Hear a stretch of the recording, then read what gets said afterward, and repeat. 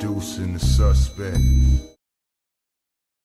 It's safe to say that our luck has officially turned around, guys. We are back, baby. We are fucking back. We're back. Yeah. Classic. We are back. We are back.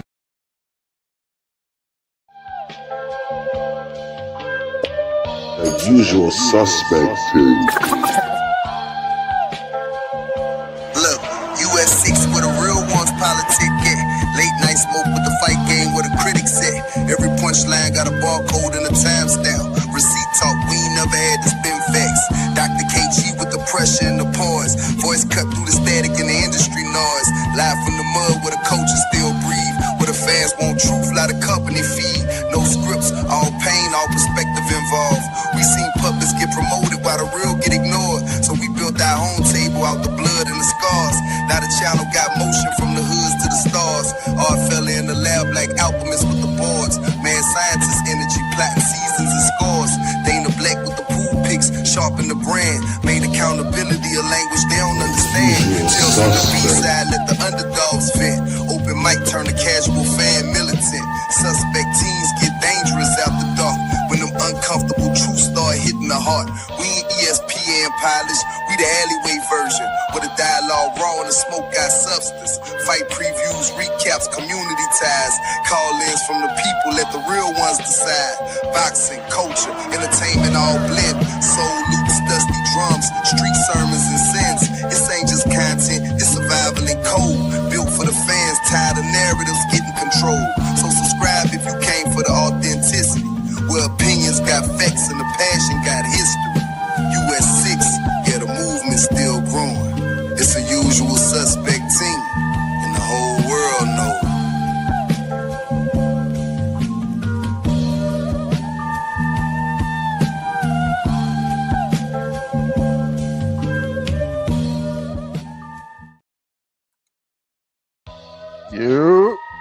We are back.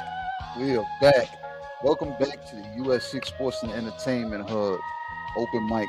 The lounge is officially open. I am KG. This is my boy. You know what I'm saying? Your favorite yet your most hated. And we're here. What's up with you, Hut? We are here. We are here. Look here. This ain't your polished panel. This ain't your scripted debates. You heard them. You heard JAI. We ain't ESPN. We from the alleyways. Straight with those raw lines, raw voices, and raw opinions. Straight from the boxing trenches. All y'all got to do is hit the link in the chat and step on stage. And you'll get your time to talk that uncut, unfiltered, unapologetic. Break down the fight and call out the BS. Hate for your favorite fighter. You know what I mean? But understand, if you was here the last time we opened up the mic, we will, as moderators, give you that smoke if we don't like your take. Straight up and down. So if you ready, yo, that's what it is, bro. So if you ready, yo, hit that link. And if you scared, stay your bitch ass in the chat. You know what I mean? But salute to you. You know what I mean? We appreciate the views. You know what I mean? But y'all know what it is. This is boxing talk with teeth. Mm-hmm. No babysitting. No protections. Just gloves off conversation. Huh? Man. He ain't lying. Bro, if anybody was at the lounge last time, you know what I'm saying? We had it's a new night, new menu, some of the same items, fan favorite items, you know what I'm saying, that people can't seem to get enough of. They want more. Mm-hmm. You know what I'm saying? They want more. So tonight we got more, and we got. I'm gonna just ask you now before you even get to the menu. All right, man. What's on the special menu, man? What's on the menu that's unseen? Like the one that was written by the man that write the checks with the hand that don't write. Secret menu things, KG. Eager.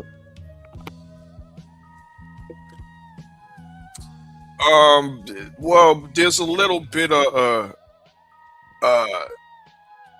dissonance going on in the combat world, right? I'm actually getting sick of hearing these MMA fans and MMA fighters whine about the status of boxers. Terrence Crawford was out here. He kind of low key was shitting on Ilia Topuria a couple weeks back. You know what I mean? Which brings up the discussion, or the discussion in the MMA world. Why do boxers think that they top shelf? Why do boxers feel that they top shelf, like they run the whole combat world? I don't think they do. Well, in my opinion, they do. I think they just walk into rooms unbothered and people point out boxers. Oh, you box? Oh, you box? Oh, you think you can wrestle me? You think you can take me down? It's just like the guy that works out in the gym. All right, the guy that's working out every day. Girls don't talk to that guy. Guys talk to that guy. Hey man, how much do you bench press? How much this? They're worried about what they want to be worried about. Boxers walk into a room and not worried about a Taekwondo damn practitioner or a Brazilian Jiu-Jitsu or UFC damn or a PFL or, you get what I'm saying? Wrestler, Olympian. It doesn't even matter. You know what I'm saying? So I think boxers walk into these rooms unbothered, bro. I think people are jealous of the damn paychecks that these guys get, so they spark up the damn discern that they have against boxers. Not only the paychecks, KG, I think the notoriety too. Maybe, yeah. Well, You know what I mean? So we'll call that the Bloody Caesar. If you want to, order up the Bloody Caesar. Yeah, that's if you want to talk that MMA talk. If you an MMA fan, you know what I mean, and you tired of these boxers thinking that they top shelf, you know what I mean? Well, the mic will be yours in just a few. That's on the secret menu, y'all. You know what I mean? But we do got the actual factual menu tonight, of course.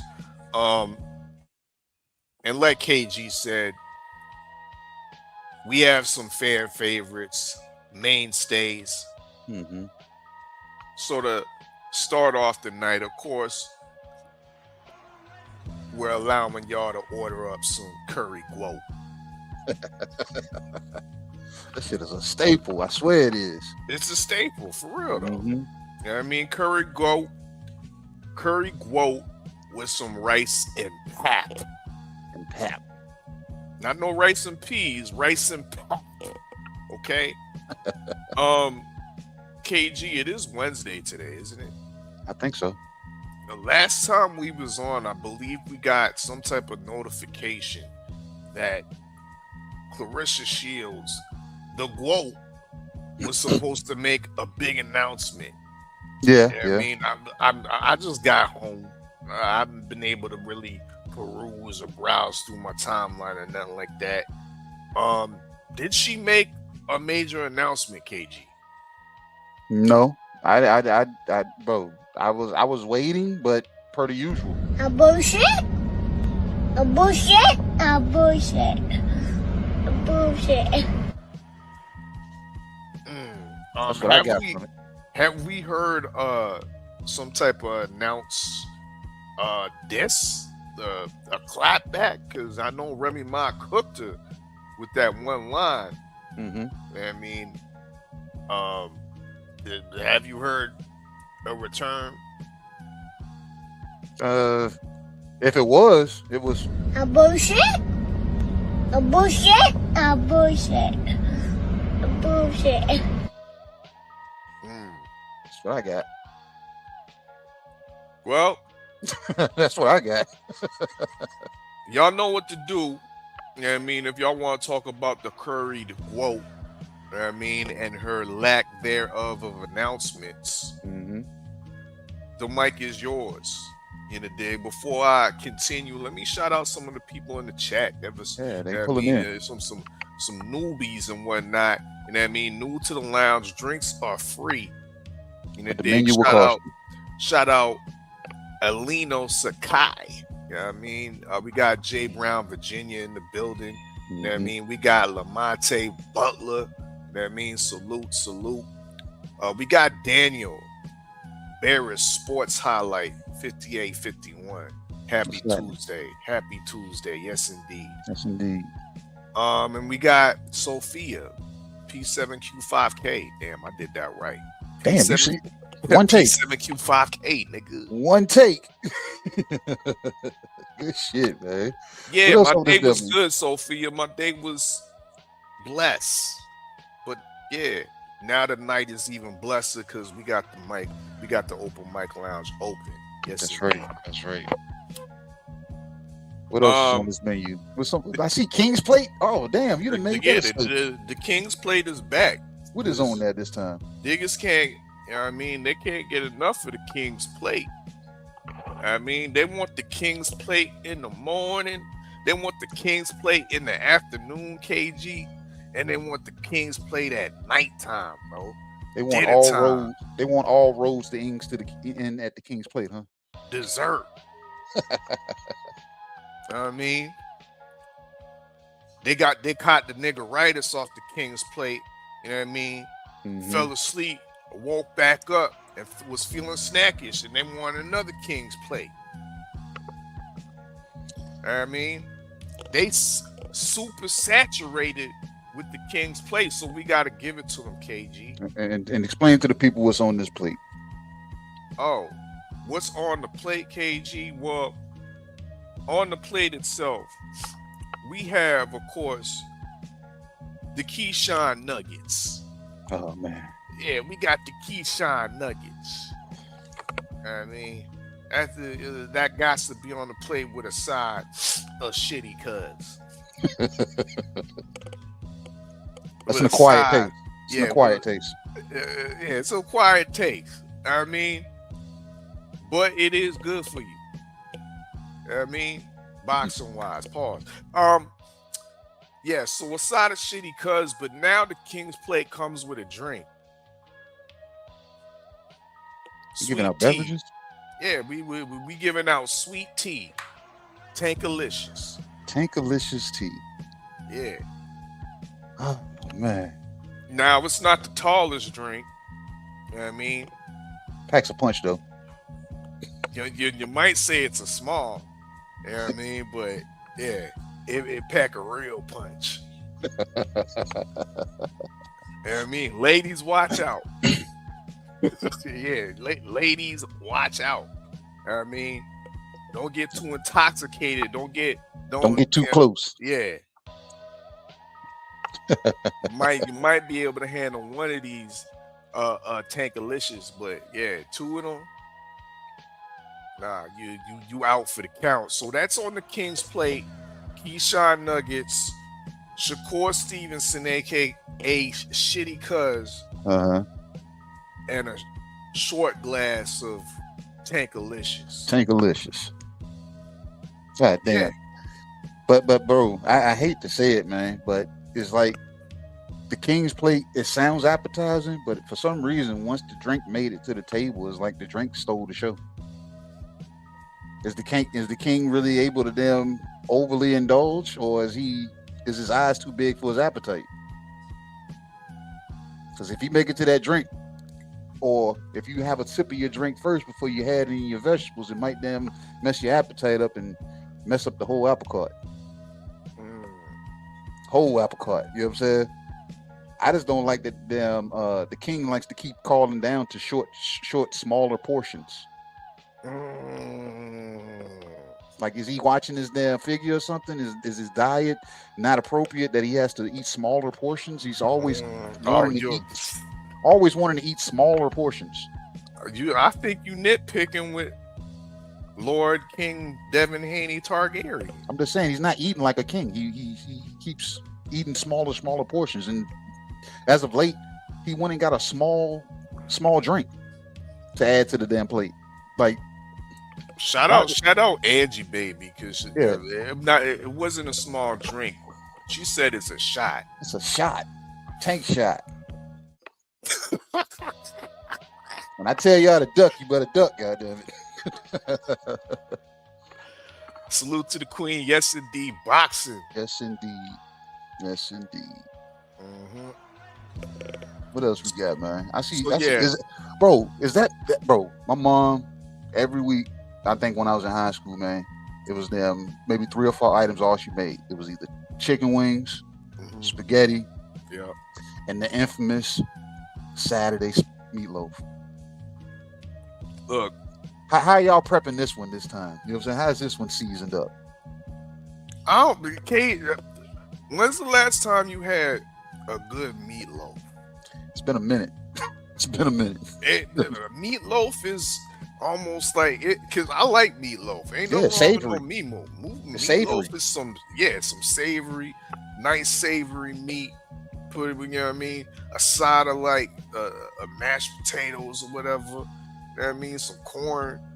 Like, that ain't no struggle meal. That shit is straight. And it tastes good on the leftover.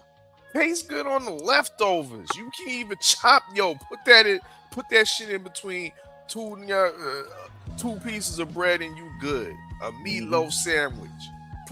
Slap some mayonnaise on that bitch, and it still rock out. Meatloaf to me is it's a forgotten dish. Yeah. Yep. It's a forgotten dish. Because everybody's fucking with the king's plate. Yeah, I know, right? Especially with the new beverage added. Yeah, the Tankalicious. Yeah, but what about the meatloaf? What about Saturday's meatloaf that comes by way of Boots Ennis and Xander Zayas? This is a great fight, bro. Great fight. Ain't nobody talking about it. That's sad. Sad. This fight gonna taste good, KG. I believe it will. You got all the sides and everything. But ain't nobody talking about it. Nobody's talking about it. Well, we gonna talk about this meatloaf. Yeah. And we hope you in the chat click the link and talk about that meatloaf.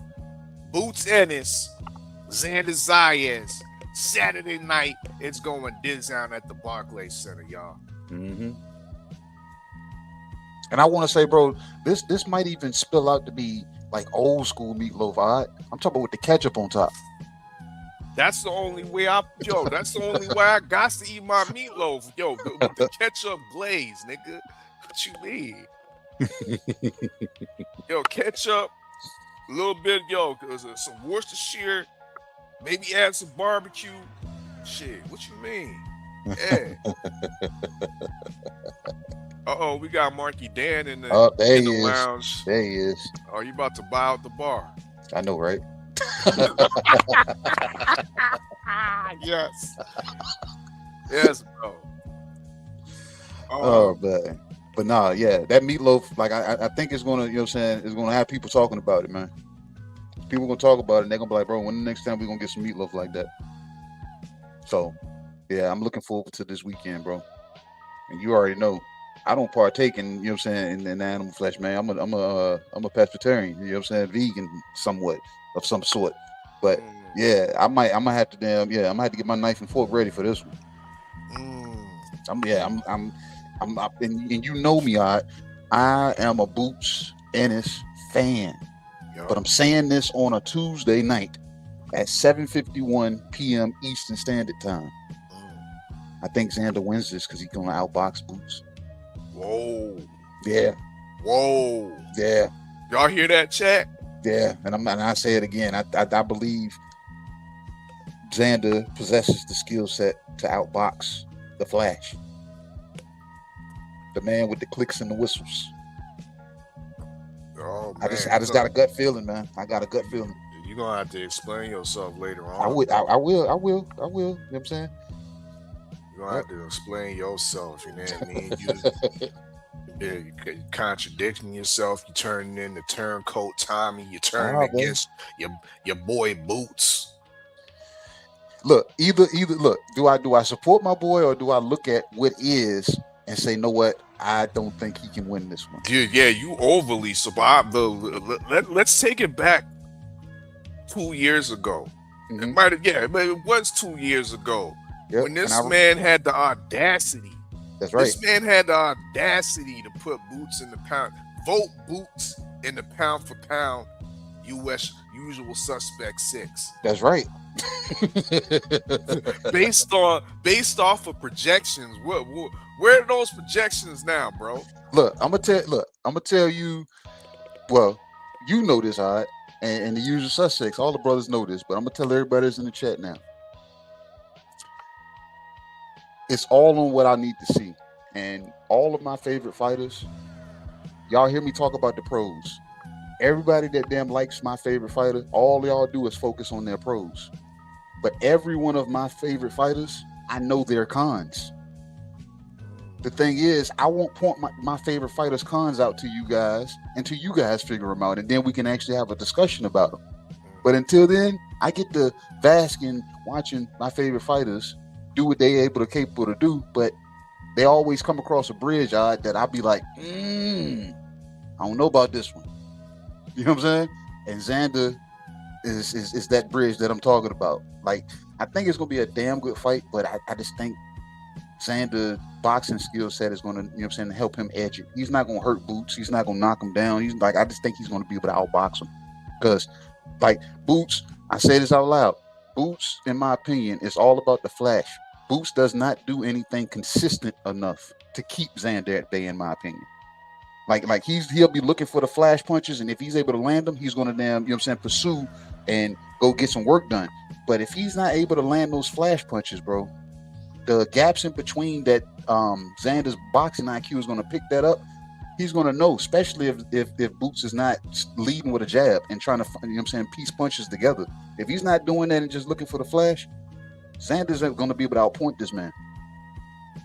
And you can't sit back and just try to, you know what I'm saying, blast damn Xander, because like I said, he's crafty enough. His, you know what I'm saying, his skill set makes him a fundamentally sound boxer.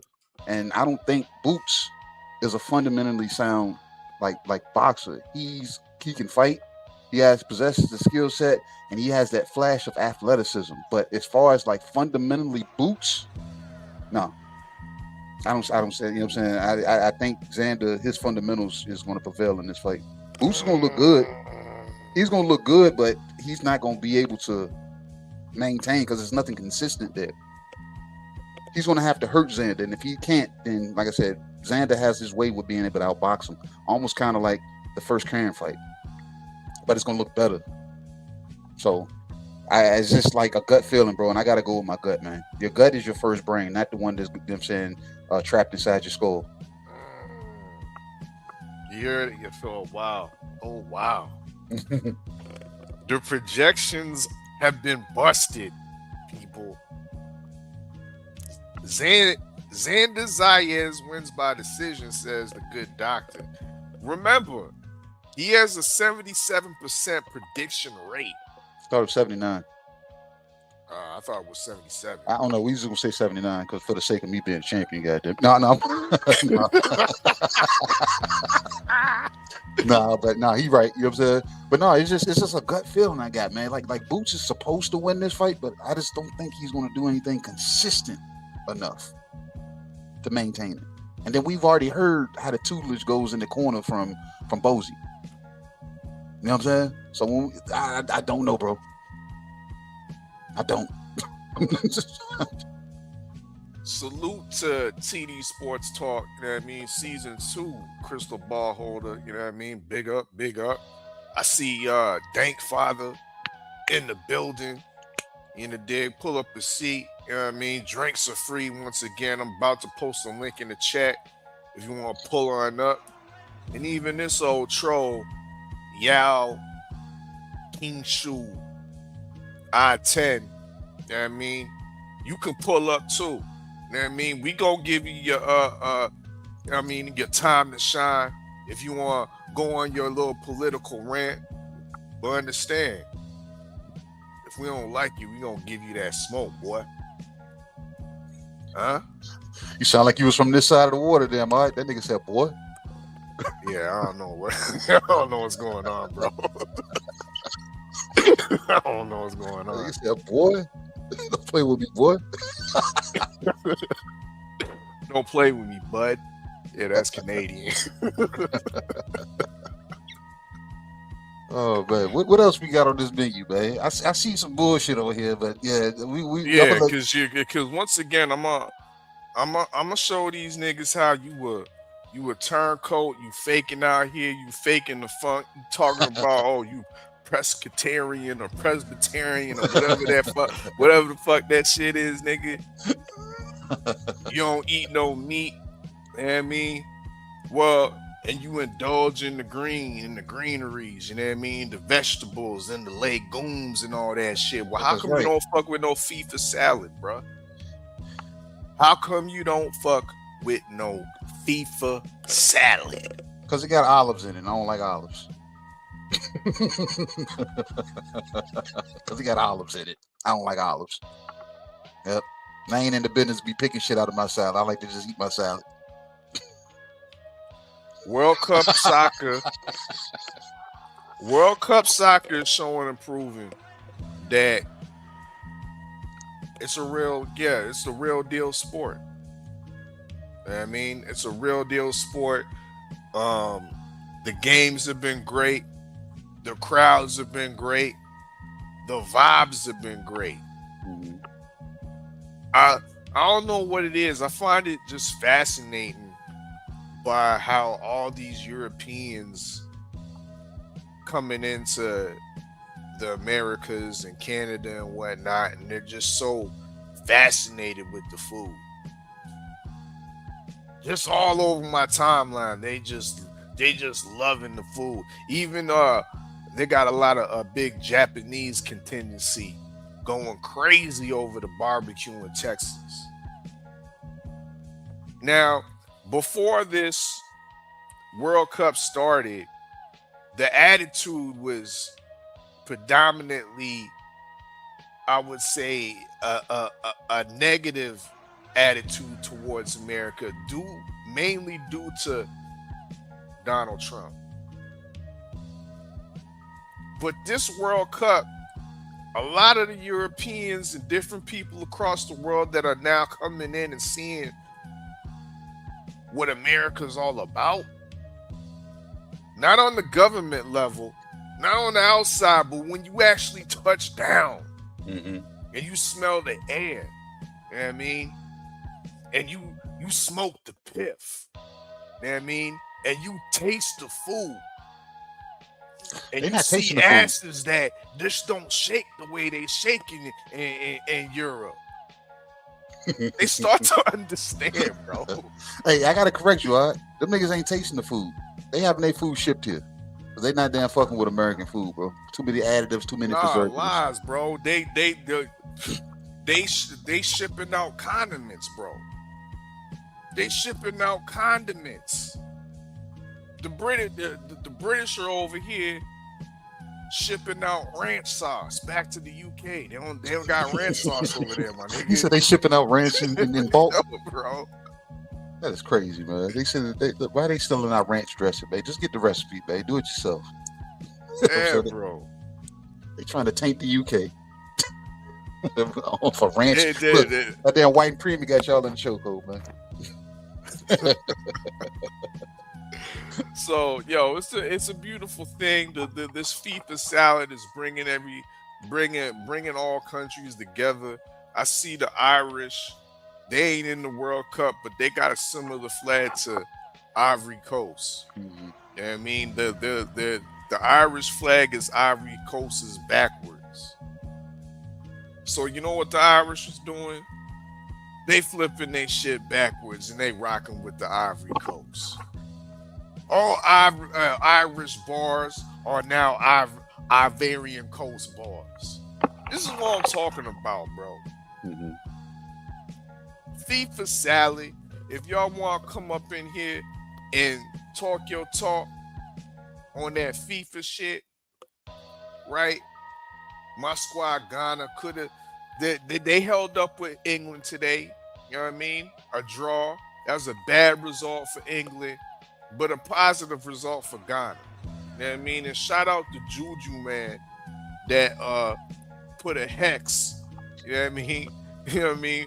Up on Harry Kane, because yeah, Harry Kane should have scored that shit, but that shit clunked off the post, and we all know why.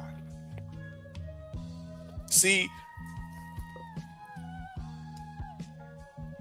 American sports fans need to understand that when you playing African teams, you're not only playing the team, you're playing the Juju man too.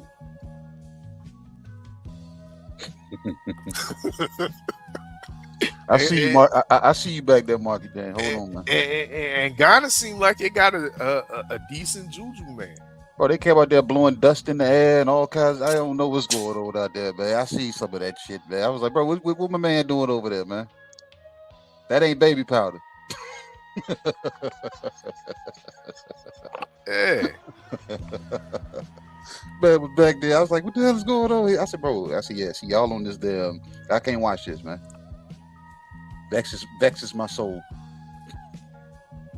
So yeah. Big up Ghana and Juju, man, for holding the team down. Mm-hmm. Yeah, that's what it is. If y'all want to talk that shit, the FIFA Salad. You know what I mean, I'm still hating on the fact that FIFA done banned the drums. Damn. They banned the African drums because you Hell know yeah, I gotta like to play on with a rhythm, pass the ball on rhythm and shit. But you gotta have the. You know the vibrations move the people, man. You know what I'm saying? The shit, the frequency speak to us, man. And FIFA done banned the shit. They said no fucking African drums. Keep that shit outside the stadium. Don't bring no goddamn vuvuzelas. We don't want to hear that buzzing sound neither. All that African shit, keep that shit over there. That's what they said, bro. Damn. Well, shit, man. Look, we're going to go pay some bills, and then we're going to come back, and we're going to see what's up. We already got our first call in the back, so we're going to pay a few bills, and we'll be right back. Y'all stay tuned. Brought to you by Unusual Suspect 6. Tap into all the shows. Real conversations with KG. Right now, I'm at peace right now. You know, things get hectic as it gets closer to the fight. Okay. Do we got a fight? Yeah, I fight April 10th at the Prudential Center. Bullshitting on the Beltway with Supreme Beast Boxing And now Talk. the co is the main event. So that's the way I look at it. That's my philosophy. Trill Thursdays and Usual Suspect Sundays with hard hit I'm talking about it's stories. really just about stacking this money, man. Getting on these singles, staying positive, you know what I'm saying, and putting it in their face by any means. Tales from the B-side with KG and TD. Needed to fill out additional paperwork to clarify. Yes, we did.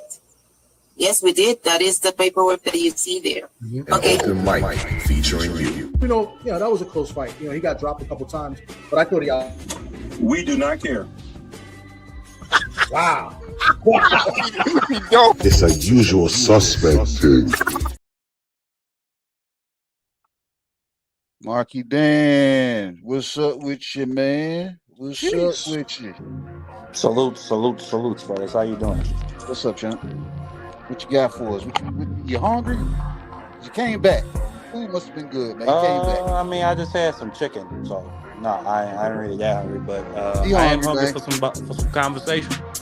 Absolutely. About some What you got? sports. What you Turn got? that down a little bit, KG. I got you. Yeah. I mean, it's been a great World Cup thus far, you know. I'm loving what I'm seeing. I'm really loving what I'm seeing. The one Caribbean team I got left with a chance to make it to the knockout stage is Colombia. Curacao, Haiti, they've been absolute disappointments. You think Haiti's been a disappointment? Yeah. We could have drew against Scotland at the worst. I mean, we probably should have won that game because we were dominating on time of possession, but literally we kicked, like, the only goal Scotland had was from a Haitian player kicking it in. So it's like, nah, like, and then against Brazil, I mean, I knew what was going to happen, but still, I had hope. And then Curacao, I mean, I had no hope from the beginning. So Colombia is the only team kids are left. nice. What'd you say? I said the kids look nice. Yeah. But Colombia, they the only team connected to the Caribbean Sea left in the tournament with a chance to make it to the knockout stage. I think they're playing tonight. I've been liking what I've been seeing. I like that everybody is dragging nuts on South Africa. South Africa, they have some. Thanks for bringing that up. Thank you for bringing that up. They got some real bizarre stuff going on down there. My mother was a part of the boycotts in the 80s, back when they had Mandela labeled as a terrorist. She and her generation led the way to getting Nelson Mandela free and to ending apartheid through her own efforts in the boycott. And now it seems like the black folk down there just want to hand everything back to the Afrikaners. So hey, it is what it is. Bro, hold up. Them. Before you say what it is, for the people in the chat that are in the back that don't know what's really going on, can you break it down for them? The problem is black South Africans are really uneducated. They have a belief that if you expel every migrant or foreigner from the country, then the economic situation is going to get better, and that's just not how economics work. So they're going to, and the crazy thing about it is they only have this attitude towards African migrants. They don't they'll walk up to a Nigerian migrant's business.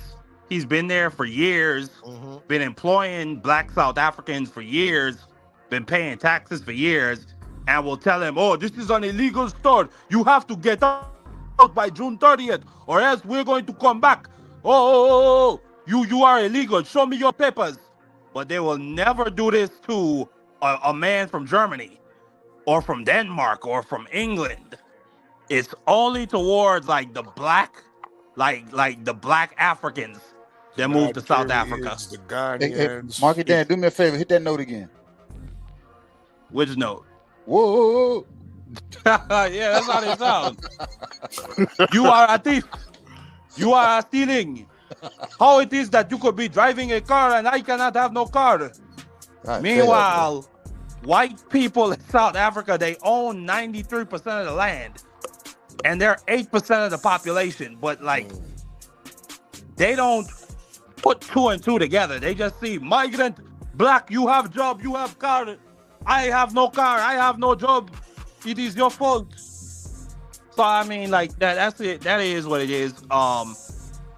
June 30th. Fuck South Africa. So they saying it out loud, versus here, they say the immigrants over here taking their jobs, but people are just saying it. But you telling me they're going up to the actual people and say, hey, motherfucker, you taking my job.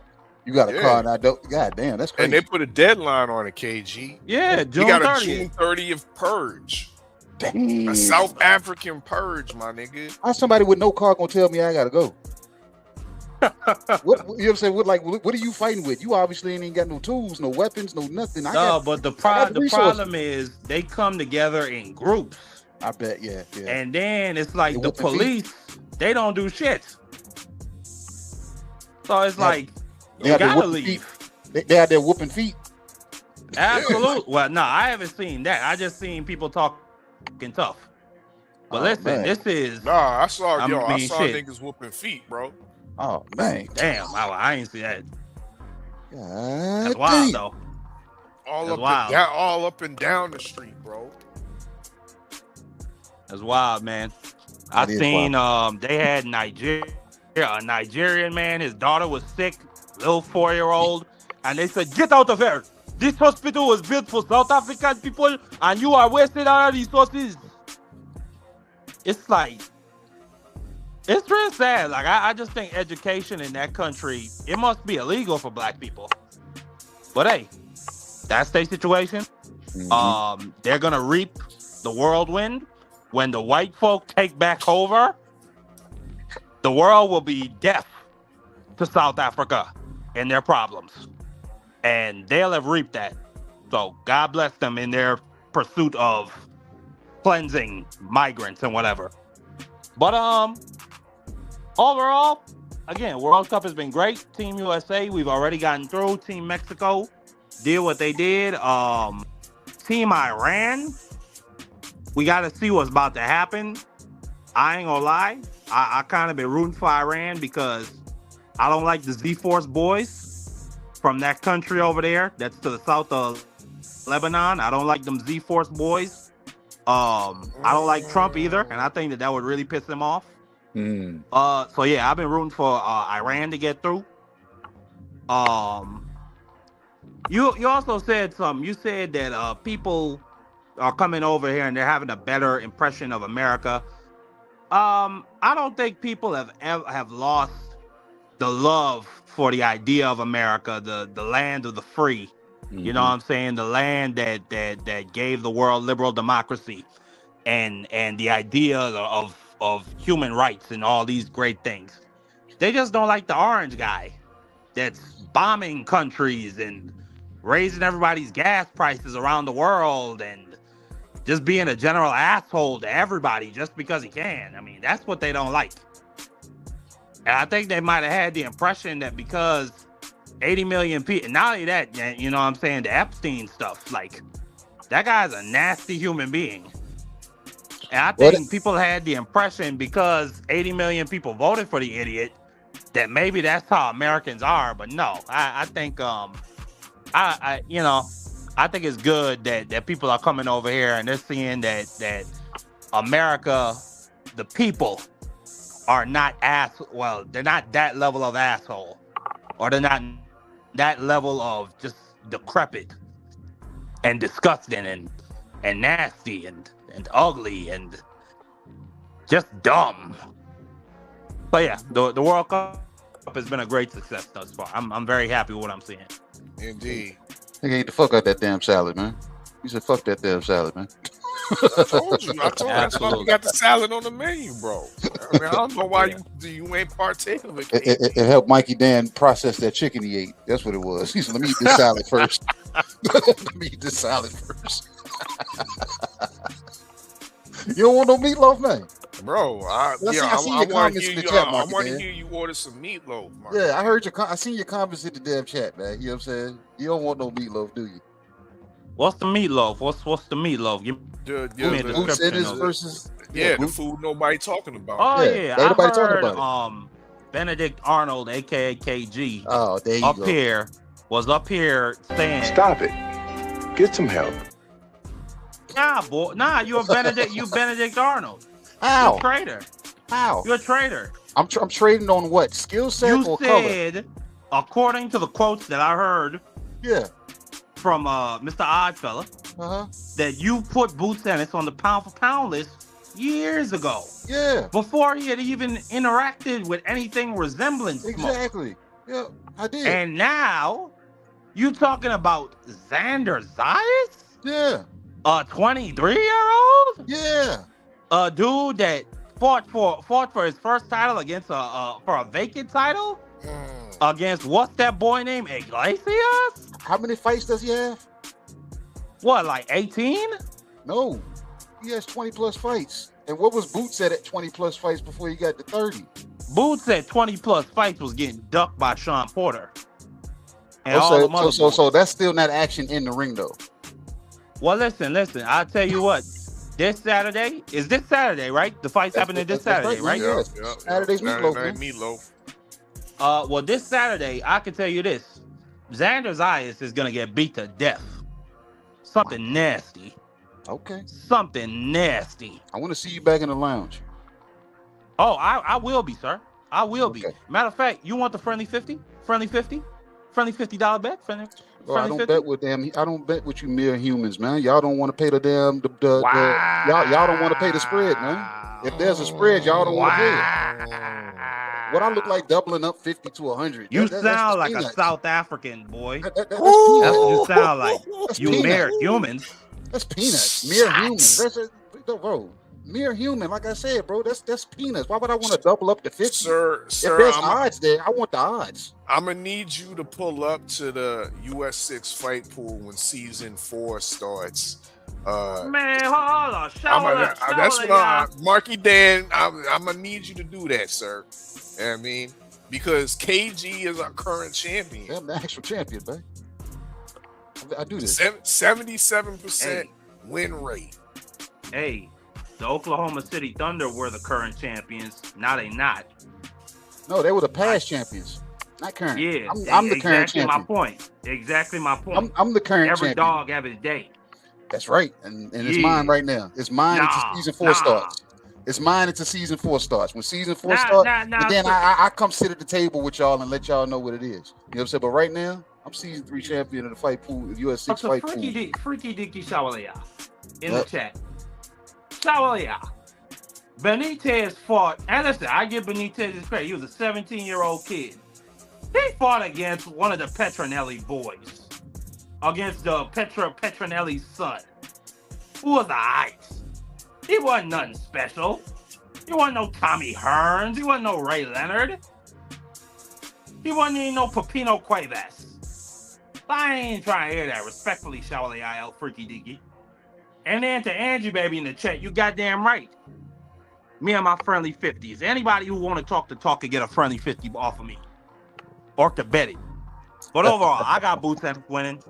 I know you do. I'm not gonna say. Listen, Xander Zayas, listen, I got a lot of respect for Xander Zayas. To be this young and to be looking for this type of smoke at this age, you can't do nothing but respect it and salute it. In this age of boxing where you got guys like No Nut Stevenson, aka Shakur Stevenson, and then you got Grease Boy Davis, aka Tank Davis, who they'll talk, pump fake, shoot some shots off on Twitter, and then never get in that goddamn ring. Xander goes to the smoke. He's trying. Matter of fact, he was trying to. The reason he got that WBO belt vacant fight, if I'm just being honest, I'll provide some context just to be honest, was because Fundora ducked him. Fundora, they were mandated to fight, and Fundora said, "Nah, I ain't looking for it." And the WBA said, "Give me my belt, boy." And that's how Xander got that WBO strap. Then he looked for the IBF. Got in there with what's his name? Henan Barao? No, I'm thinking of a UFC fighter. What am I talking? Bass Baru, yeah. Yep. So you can't do nothing but tip your hat to this kid. And then he was trying to get a fight with Josh Kelly. Josh Kelly and his people didn't, for whatever reason, didn't want to do it. So he got in there with Boots Ennis, the guy that was calling out Josh Kelly. The guy who, listen, nobody sends an offer to Boots Ennis. Nobody sends an offer to Boots Ennis except Xander Zayas. So I just got to tip my hat to the kid. And listen, it's always a possibility. Anything can happen in that ring when you got somebody as talented as Xander Zayas. But Boots Ennis, to me, is a different level of talent. He's a different level of athleticism. He's a different level of reflexes. And not only that, I think Boots' jab is better. I think Boots has more power.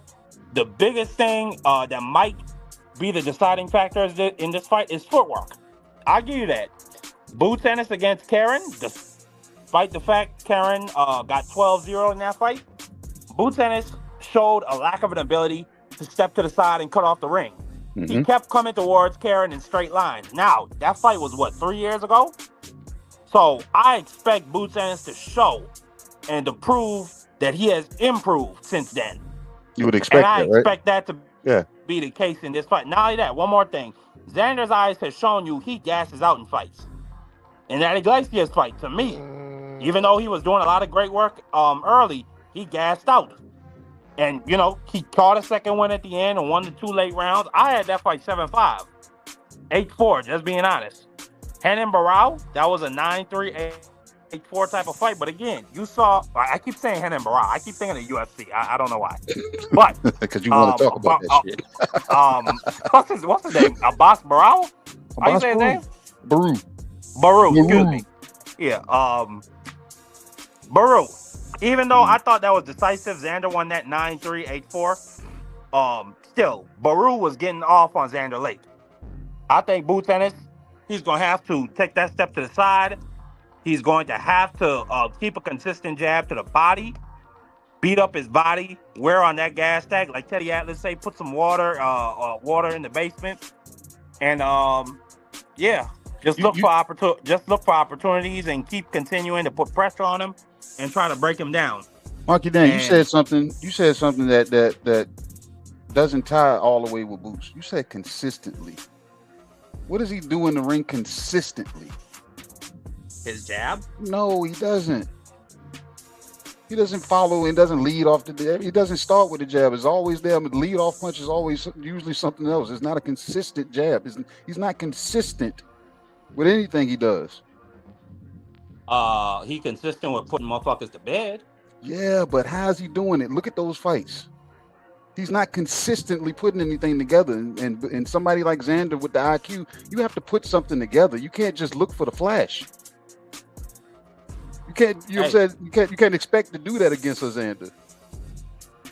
Hey, so if you don't, Boots Ennis has one more thing in his back pocket. He a switch hitter. He a switch hitter. Yeah, but when you're fundamentally sound as a boxer and you have, like you said, the skill set not to damn jump on people, that damn switch ain't gonna really do too much. Boots is gonna have to be on the hunt doing the switch. You think he's gonna be able to sit back in the pocket? Xander's not chasing him for that to happen. Like I said, we're dealing with a boxer here. Boots is gonna have to be on the hunt. He's gonna have to hunt more. He's gonna have to hunt more than than I would expect him to. Because Xander has no reason to chase after Boots. Okay. Like majority of Boots' tailor-made opponents, they've been tailor-made to come forward to him. Okay. I'm gonna be right back here. What's today? Tuesday? I'm gonna be right back here next week Tuesday. Okay. Okay. Yeah. And I'm gonna be right here, you know what I'm saying, win, lose, or draw. Yeah, you're gonna be just like Benedict Arnold after the US kicked their fucking ass in England. I didn't watch that game. Sad. I didn't watch that. I don't see, like I tell you, that salad I didn't partake in. I don't know nothing y'all talk about. Like I was just when our fella said something about the voodoo man, I was like, yeah, I knew that part. And then when you said somebody kicking the goal in the wrong part, I was like, damn, they still doing that? So yeah, I know just as much as y'all just told me.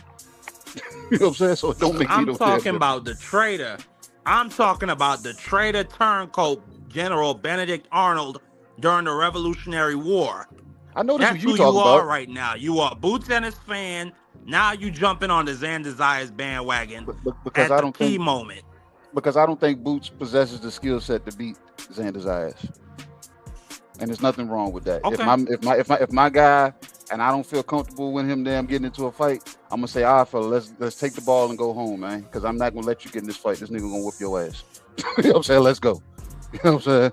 And if he stays, then he stays. That's not damn turncoat. I was damn using hindsight. Just know this. Just know this. I ain't never letting you get back on the train.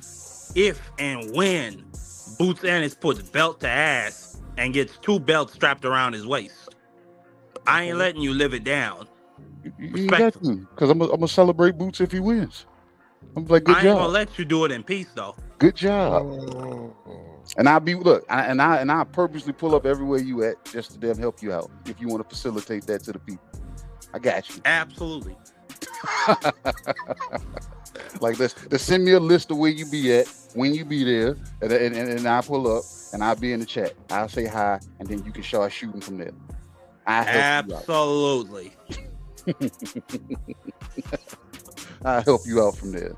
And then the front line and look, and look, and it better be what you just said. You said Boots is gonna beat the shit out of damn Xander. If this fight is close, then we really gonna talk. We really gonna talk.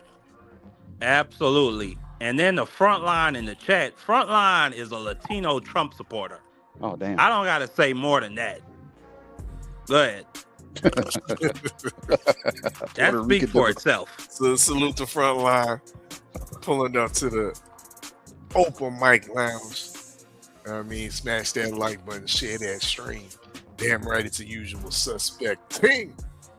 You talk about a Benedict Arnold. It's front line. God damn. Hey, ain't he say you damn? What's front line's damn line that he says all the time? Don't he say something? I will vote for Donald Trump. He said you out of pocket or something? Everybody out of pocket? Is that him? I don't know. MAGA baby, goddamn. But the thing is, yeah, there ain't enough people that dislike this man enough to go jump him. You know what I'm saying? Y'all don't like Trump that much, baby. Why ain't nobody jumped that man yet, man? I mean, a couple folks have tried to get him, but tried. They ain't study long. They study too long. They ain't just go get to it.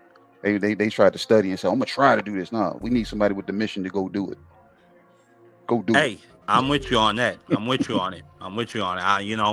We keep waiting for, I see he got some bloated legs. I seen the other day, like, his ear was white, but the rest of his face was orange. So I think he got some health issues going on. So something is going to get him. It might not be man-made, but hey, God always comes through in the end. So I'll be happy to see it. You want a shot of this damn sweet tea, man? We got a shot of damn Tankalicious. You want some of that? Grease boy? You got a shot of grease boy? Why you call him grease boy? Explain that. Because he said he had grease in his eye. Oh. Why y'all booing? Oh, man. You did. I just got my hair done 2 days ago. He did. I got grease in my eye. Look, Marky, Dan, I was damn, who was I talking to? I was talking to somebody on the phone, and they was asking me about stuff that fighters do in the ring. And I told them, I said, that's stuff that goes on in the gym that they allow. Like Tank doing all that talking outside of the ring, going to the ropes, letting people do this, do that. He's used to doing that in the gym. Nobody corrects it. Just like Shakur, everybody says he talks crazy to his grandpa in the corner. I'm like, no, that's how Papa let him talk to him in the gym. Deontay Wilder doing spin moves and they show up in the ring. You know what I'm saying? So it's every damn thing that you do in the gym, trust and believe. Trust and believe. It's gonna show up in the ring. That's the funniest shit I've ever seen in my life. That nigga Malik Scott had Deontay Wilder practicing to do spins and training. Yeah. And that nigga did a real life spin in the ring and fell down. He got knocked into a spin. Oh shit! Like, look, all these bad habits that these fighters do outside of the ring, bro, the shit shows up. Mm-hmm. Look, that's one thing.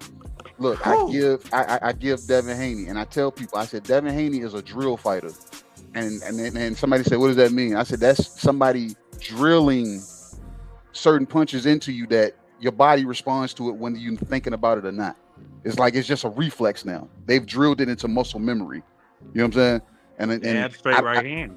I don't see bad habits in his gym when it comes to when they're drilling certain things. They don't let him play around. He ain't in there with no headgear on, shoes untied. You know what I'm saying? He ain't talking over here, talking on the phone, kissing on this person over here. That shit shows up in the ring, whether people realize it or not. I don't care if your damn trainer is damn Buddy McGirt, Ronnie Shields, or fucking damn Teofimo Senior. It doesn't matter. Whatever bad habits your trainer allows in camp, the shit is going to show up in the ring eventually. And it's usually at the wrong time. That's why Tank was fine taking a knee, because he was just like, bro, I got some in my eye. He's used to doing that, and they allow it in the gym. That's why he was like, Benavidez Senior gonna allow that in the ring. Jose Senior ain't gonna allow that. So a lot of shit that Tank was used to doing with Calvin and Kenny, he's not gonna be able to do that with Jose. He's not, and I think he knows that. Grease boy, he got some legal situations. He got to figure that out first. I mean, from what I hear, he's a wanted man right now. So yeah, but he active. G Money is in the chat. Yeah, G Money is into the chat. He might be in this chat right now. I mean, he can say what he want. He could say what he want. They got a warrant out for him in Maryland, and if they pick him up, he's going to be held without bond. And that judge is more than likely going to slap him with 1.5 years in jail. Light work. So, God bless him. He ain't got no reason to go back to Miami. And obviously, it ain't there in Florida. They ain't going to expedite him back to them Miami. He said Maryland. That's what I said, Maryland. I'm saying he's in Florida. So if he's in Florida, obviously they have not you know what I'm saying, tracked that damn burner account down to expedite his ass back to damn Baltimore. So that's what I'm saying. Well, we gonna see what happens. Right now, to me, it seems like he's in hiding. We gonna see what happens. Hiding out where, bro? You was just Outside. at the I mean, Benavides gym. outside of social media, he's hiding. He was just at Benavides gym. He been acclimating in the Benavides gym. I mean, shit, you could get in and get the hell up out of there quick. It ain't like the police know he gonna show up there. What they do now, everybody know he's working with Jose Benavidez Senior now. People know that. And if Tank is Tank that they damn searching for, they got somebody with their ears to the street watching social media. Okay. They can go get that dude. They can go get that dude when they need to. They know where he at. They know who G Money is now. Yeah, they know who G Money is. Okay. Yep. G Money showing you he ain't the crackhead that damn Bill Hader said he is. It was a crack baby. You know what I'm saying? He said, "Damn, G Money." Well, it's funny. Devin Haney G Money don't had say no a crazy Father's Day post about Tank and his mother. Yeah, that was wild. I ain't like that. Yeah, that was just outrageous. But from their perspective, Tank started it by posting that shit. Because, I mean, Dev was leaving Tank's name alone for a while. You said Tank started it how? Because Tank posted a picture on Father's Day of Ryan Garcia standing over Devin Haney. And I think Tank said Happy Father's Day to Dev and Ryan. No, and then Dev came back and ethered that nigga. Yeah, I don't think that's what triggered it. Bill was saying something, and then Dev said something, and Tank said something, and then that's when Dev put out the picture of his mom. He said, "I'll post his dad since he's not gonna post it." And I'm like, bro, that's like, what was that even necessary? You know what I'm saying? Hey, disrespect is disrespect at the end of the day. Yeah, and then you wonder why damn, you know what I'm saying, y'all done got his attention. You say Grease Boy this, Grease Boy that, but Grease Boy then jumped in the damn chat and everybody has damn stopped what they were doing to pay attention to him now. Hey, well, first we gotta see if they gonna actually make the fight. Is Grease Boy gonna come up to 143, 142? Grease Boy is gonna damn go wherever he says. His mama out like that? What, Devin Haney ain't coming down to 130. Devin Haney want to fight. Devin Haney ain't coming down to 137 for that nigga. Bill I know want that. to fight. Bill want to fight.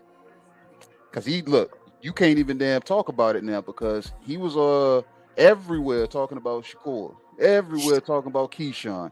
He gets there today and he's on the Boxing Voice saying what? I ain't come on here to talk about that because you know what I'm saying, we're working it out right now. So they're working something out, Marky Dan, that he can't even say out loud, Mr. Braggadocious himself. Mr. $100 million man and deal himself, all of that. And he's saying now I can't say anything because the way PBC functions, I can't talk out loud right now. So yeah, so they're working on something, Marky Dan. Take Alicious wants to fight. Yeah, and Dev is willing to concede to whatever he's asking. On his mama. He's made it clear. Literally. Hey, I'm your daddy, damn Dev. You're not gonna show up at 160. If they make the fight good, I don't got no faith in it. Yep. I think they're gonna make this fight for 144 pounds, the way damn Shakur was gonna do it, but he's gonna put a rehydration clause on Can y'all turn down the music a little bit? Just a little bit. Just a little bit. I turned it down. Nah, you ain't no cowboy up in here. The DJ is playing goddamn music, man. That level's right, bro. I don't know what you talking about. You need to low down the music in your headphones. Yep, this shit low as hell. But yeah, so if Grease Boy, as you say, is able to come in and utter words, and people don't even know if it's really him because when you read the damn tweets, they got proper damn grammar and pronunciation and punctuation on them. So y'all fell for that shit. It don't take much for them, you know what I'm saying, that the Haneys to change their direction. They instantly shifted over. Oh, G Money is in the damn chat. Yeah, he has entered the chat, and y'all want parts of that. I'm calling for small food now. Devin was excited. Hold on, let's say I'll be back. I'll be right back. Give me one. He said, take Alicious grew some nuts. We might actually get a fight. Mm-hmm. You can see the high pitch come out just in the X tweet. Exactly. Oh, okay. I hear y'all now. Can y'all hear me? Yeah, we can hear you the whole time. See, we heard you loud. Can y'all hear me? That's what I'm talking about. It's on you. You complaining about the beat too loud and you can't even hear niggas. Dog. Yeah, we heard you loud and clear. Yo, you got your headphones from South Africa, sound like. I know, right? Yeah. 1 second. I'm gonna come back on the browser. Give me 1 second. Please do. Please do. Where the African clip at, KG? Do me a favor, please. Get out of here. Get out of here, man. Shit, I'm saying. Shit, I'm saying. I'm saying.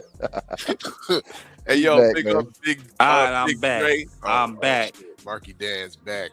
You know what I mean? Let's get it. Let's get it. Yeah. As I was just saying. Yeah, so like I said, man, your boy was doing his damn ring around the rosy on the chitlin circuit, pulling up to everybody's channel, speaking his piece, but for some reason the piece couldn't be spoken today. He was like, "Oh, I can't talk to you. You know what I'm saying? You already know what it is, man. You know what I'm saying? We're working on some things." Yep. Really? Hey. Really? They make Mr. the fight Braggadocious? good. They make the fight good. They don't make the fight. Hey, it is what it is. I didn't have no expectations on the shit any goddamn way. Grease boy Davis don't have the, or excuse me, let me not say he don't have the nuts. He hasn't demonstrated the nuts that he want to fight the Devin Haney's, the Shakur Stevenson, who I also think doesn't really have too much nuts to speak of. So hey, if he make the fight good, like I said, if it don't happen, I didn't expect it to happen any goddamn way. Hey, chop cheese top. Wait, are y'all only allowing one person up at a time? Yeah. It's one Oh, mic. I didn't know that. One mic. That's how that Yeah. worked. Yeah, we let you do your thing, you know what I'm saying? And Thomas said you hogging it up, man. You said get the fuck out the way. No, I'm playing.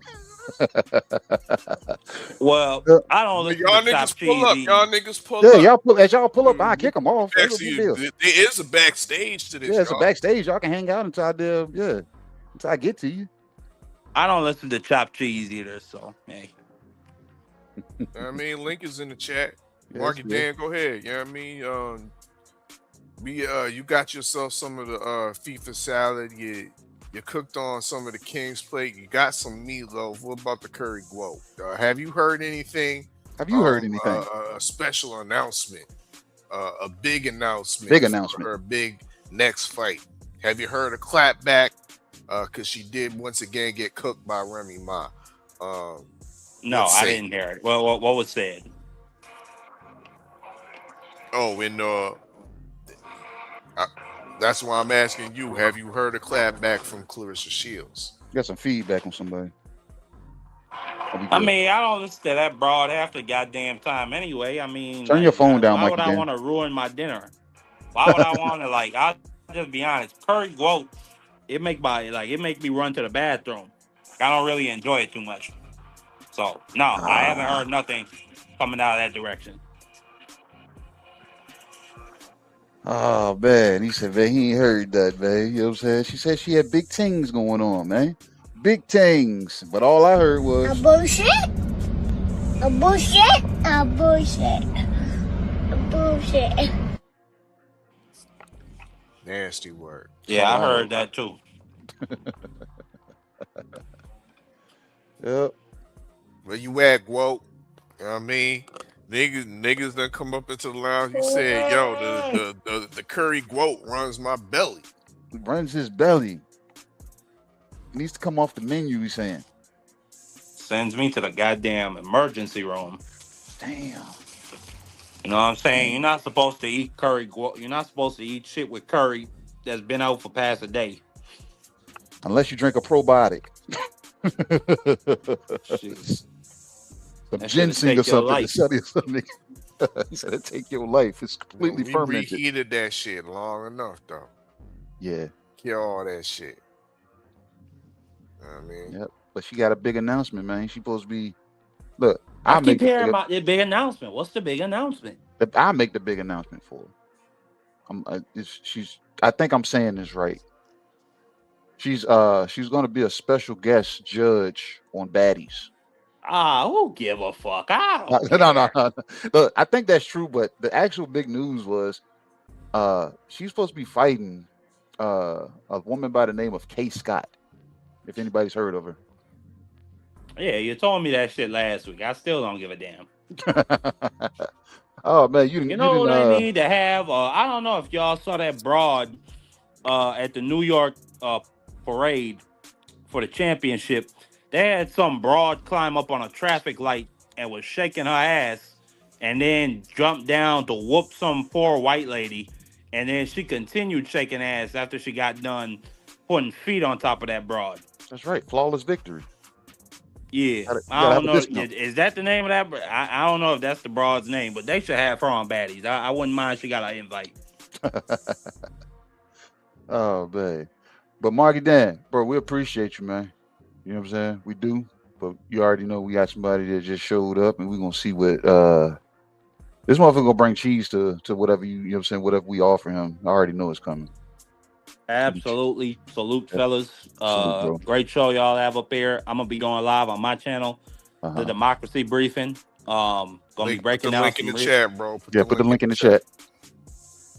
Absolutely, absolutely. Some real interesting topics I'm gonna be going into. Just my typical war analysis.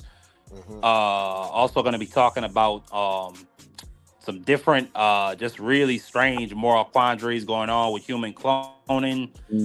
And a whole host of other topics. So that's interesting. I look forward to that. Time, pull up if you get a chance, if you're interested in that type of thing. That's what's up, man. We appreciate you, bro. Big up, Marky Dan. We got a regular, man. We got a regular. That ain't no Barney Gumble. Nah, it's the Tommy from the motherfucking Bronx, man. What's up with you, Thomas? What's good, guys? What's going on, man? I mean, I seen Marky Dan finally got off the panel, and he said what he said. And we learned that he's a real sucio. Damn, talking about that girl from the Knicks parade. Oh, man. I mean, what is up with this guy? He said that girl, I wouldn't mind seeing her. Like, what a sucio, bro. But I'm mad you only learned the dirty words. Yeah. Well, that's what I mean. It's dirty. I know that. That's why I said I'm mad you only learned the dirty words. This motherfucker only learned the dirty words. That's what I learned first. And we know that's what Marky learned also, man. That's some crazy work. But yeah, man, how you guys doing, man? Hope everybody is doing well, man. I appreciate you guys letting me get up on this open mic. Nobody else want to click the link. A lot of people shy out there, man. And you about to mess it up, man, because they really ain't gonna hit the damn link. They're gonna hit the link because they're not gonna want to hear what I gotta say. So once they come up and hit the link, what you got to say, bro? I'm just saying, once they hit the link, I gotta get order up. some FIFA. About to order some salad, man. Yeah, we'll start with the salad. I've been watching the FIFA, the World Cup. Is that what you really want to eat though? That's what you want to order. Start off with that. You start off with a salad, bro. Bro, don't interrupt. If the man wants to eat some salad, I told y'all this nigga fake over here, bro. You say you only live once, man. You're supposed to eat dessert first sometime. You know what I'm saying? Fuck that salad. World Cup has been great, man. I mean, I've been very entertained with a lot of the matches. Obviously, I'm rooting for the USA. They're looking really good. With one of their best guys has been out. Oh my God, I forgot his name. Pulisic. I'm saying his name wrong, right? Pulisic. Yeah. So he's been out. They've been looking good. And then my Germans. I've been rooting for Germany. Germany's been looking, good. They had to make a comeback victory the other day. So I'm really excited. I've been entertained with these games. Messi showing that he's still got it. 5 goals in 2 games. Against who, bro? That's true. It's true. Listen, you're right. Bro. You're right. Yo, the equivalent of playing tomato cans, bro. They really are. They got gifted a good group, but nevertheless, you still got to perform. You know what I mean? Some people play against bad teams, and there's been so-called bad teams that's been showing up and looking good. And the African teams has played great this World Cup. Shout out to Egypt. I like Egypt, man. My guy that I get my coffee from in the morning is Egyptian. and we talk soccer every day. He was really hyped for Egypt the other day, you know. So shout out to Egypt. You know, Morocco's another good team. Ivory Coast, unfortunately, you know, they had to hold an L, but they've played well. Ghana's been really solid as well. I thought they had some opportunities in the first game. They kind of lucked out today. I don't know what Kane was on at the end of that game. He had an easy goal there, and Kane was on that X. That's what he was on. Shout out to Juju, man. Go ahead. But let's get rid of the salad real quick. I'll give you a little appetizer too, real quick. Shout out to my man Ofacio Falcone with a big win this Saturday, back in the winning column. Not like he's never had a loss, but we know his last fight was a no contest. They never changed that?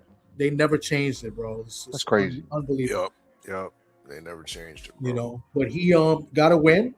I spoke to him a little bit today. He wants to pull up this week before the Xander fight. So we're looking for Thursday. We're gonna do an open panel, talk Xander and Boots, and Ofaso will be there, and a couple other fighters I invited to come on as well. And of course, you guys are welcome to come in and talk about that fight as well.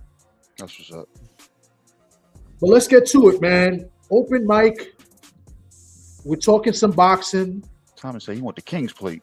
And the word that I've been seeing and the videos I've been watching, or you know, scrolling in the algorithm on YouTube, is everybody's talking about Devin Haney, Shakur Stevenson, and now happy Father's Day to Tank Davis as well, right? All three guys nonstop. I get it. You know, Tank has been kind of quiet, and then he comes out of nowhere. And I'm not here for it, man. I could care less. I think it's just it's really depleted. It's watered down, and I'm tired of it. We've got a big card this Saturday, and I think if you're a boxing fan, you should be talking about this card Saturday, right? I mean, we got a huge main event. I think the undercard is very solid, but yet people want to talk about how much money this guy is going to make. How much money is he going to sign to fight this guy?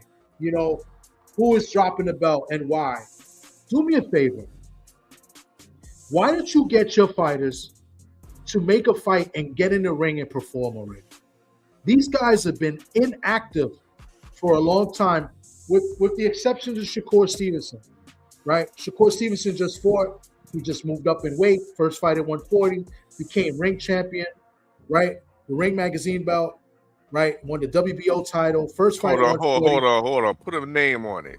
Put a name on it, TD. Who's been inactive? Who's been? I'm going to get to it. I said with the exception to Shakur, who's been active, right? He's the most active of the three, right? He's fought January 31st, right? So like, you know, it's about almost 6 months now. But you have other guys. You got one guy in Tank Davis who hasn't got a win, not just one, but 2 years. Look at the numbers. He's been inactive for over a year, and he hasn't got a W in 2 years. The last fight was a draw.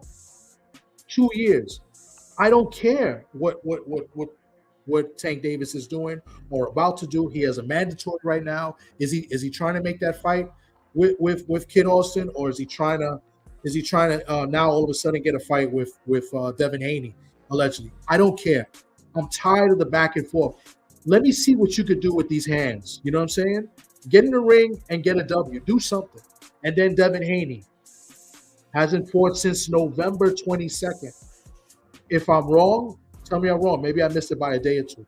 21, 20th, but November 20-something, he has not fought. That's working on 8 months of inactivity. And all we hear is he going to sign this big contract? Is he going to fight Shakur the catchweight? Is he going to fight Keyshawn? Listen, it's if. And it's like, is he going to do it? Is he going to do it? A lot of question marks. Nothing's happening. This Saturday, Brooklyn, New York, Barclays, you got a major fight. 2 stars in the sport of boxing. Maybe you guys might not think they're stars. I certainly do. You got a Puerto Rican star in Xander Zayas, who is a unified champion. WBO and WBA 154 super welterweight champion. Taking on a guy they call the Phenom. out of Philadelphia. Jaron Boots Ennis, former unified welterweight champion. Second fight at 154. 28 years old, about to turn 29. I believe his birthday is the day of the fight or the day after, something like that. Taking on the 23-year-old already unified champion. These are guys that are fighting in a main event of a good card in Brooklyn, New York, that if it doesn't sell out, it'll close to sell out, that are already stars and already made a name for themselves and about to make a bigger name. This fight is so good, in my opinion, that even in a loss, I think a fighter wins. Right? And nobody, I mean, I'm not going to say no, there are people talking about it, but all people seem to want to talk about is fighters that are not active. This is a great card. I love Xander Zayas. I've been to like 5 Xander Zayas fights. I've never been to a Boots Ennis fight, but I've seen Boots Ennis. A lot of people have him on the pound-for-pound list. We heard KG talk about it. KG's a big Boots Ennis guy, and he's going with Xander. Well, guess what? I'm a big Xander guy. And I'm rooting for Xander, but I'm picking Boots to win this fight. And I think we're going to have a good fight for as long as it lasts. I think it's going to be very competitive. And I think the fans are going to win at the end of the day. Because I think a superstar is going to be born at the end of this fight. And then you got a great undercard too. Jahai Tucker against Yuri Cedeno. That's a great 50-50 fight. If anybody doesn't think I'm right, you're free to come up, click the link, and tell me why. But that's a great fight. That should be the co-main event, but it's not. Hold up, bro. Don't put no slander. Don't put no slander on Ryan Garcia 2.0.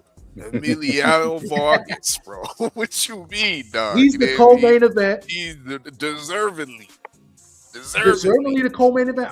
I'm not too sure about that. I think Jahai Tucker and Cedeno is a better matchup. Not that Emiliano's not in a tough fight. Emiliano's fighting this kid, undefeated guy, Bryce Mills, out of Syracuse, New York, about 4 or 5 hours away upstate. And I'm telling you, he has a good fan base, so he's going to have a lot of fans. So I can see why they put in the co-main. Emiliano has a lot of fans, right? Mexican fans are going to be there. He holds the legendary Vargas name. His father, Ferocious Fernando Vargas, right? So I can see why they put a co-main event. Bryce Mills, undefeated, very worthy opponent. I will give you a little bit about Bryce Mills. I think he's a little bit of a dirty fighter. He also has a little bit of an MMA background. He won a fight a few fights ago against I forget his first name. Aponte is his last name. What's a little bit dirty? What's a little bit dirty? A little bit dirty. He won by knockout, and it was a forearm, not a punch. That's if a you little watch bit dirty. The replay, I have it posted on my channel. Was that blatantly dirty? Forearm, an elbow. Is that blatantly dirty, or is that a little bit dirty? I believe it was blatant. Yo, but I never heard you speak on David Benavidez like that. Yeah, but that.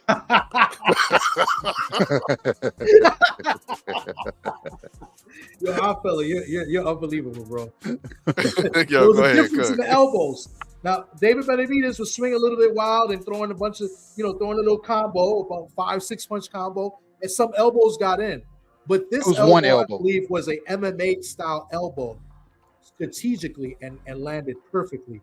And I believe because of his MMA background, I believe they work on this. I think this is something they know how to do. So if I was Emiliano, hopefully they watched some tape, they saw that, and they're very aware of the tactics that he may use. So nevertheless, he's still a worthy opponent. Excuse me? If you don't get caught, it ain't a crime. That's right. It ain't a crime unless you get caught. That's my damn motto. They try to overturn it. There was a couple people. There was a bunch of people all over. They went with the commission, and I guess the commissioner out there. I guess it was up in what is it, New York, Cornerstone, something like that, New York, Turning Stone, New York, and they wouldn't overturn it, but they were people that were trying to overturn that fight. So, hey, we usually don't do this, but I'm gonna bring this guy in because he's been back here chilling, and I know he's gonna give Thomas a run for his money once he starts talking. Yeah, we rented 2 mics. We got the mic in the back. You know what I mean? Go ahead. The infamous K-Rod. Uh-oh. What's up, K-Rod? You're not sounding clear. Oh, yeah. Can you hear me? Yeah, you didn't call us. You out partying and stuff. How you outside, man? No, he out in South Africa right now, bro. He said he at the casino. You turning Stone Casino. What is that? Oh, no. Like, I was trying to, like, help out PD to say, like to basically give him, what the name is, what the venue of the Turning Stone Casino. Your audio's a little choppy. Yeah. K-Rod. Yeah, Turning Stone Casino. Yeah, you're right. Yeah. Yeah. So you can. Okay, I'm gonna come back out and then I'll come back in. Yeah, we got you. Okay. All right. The infamous K-Rod. He was coming to give everybody some damn smoke. I know he was going to do it.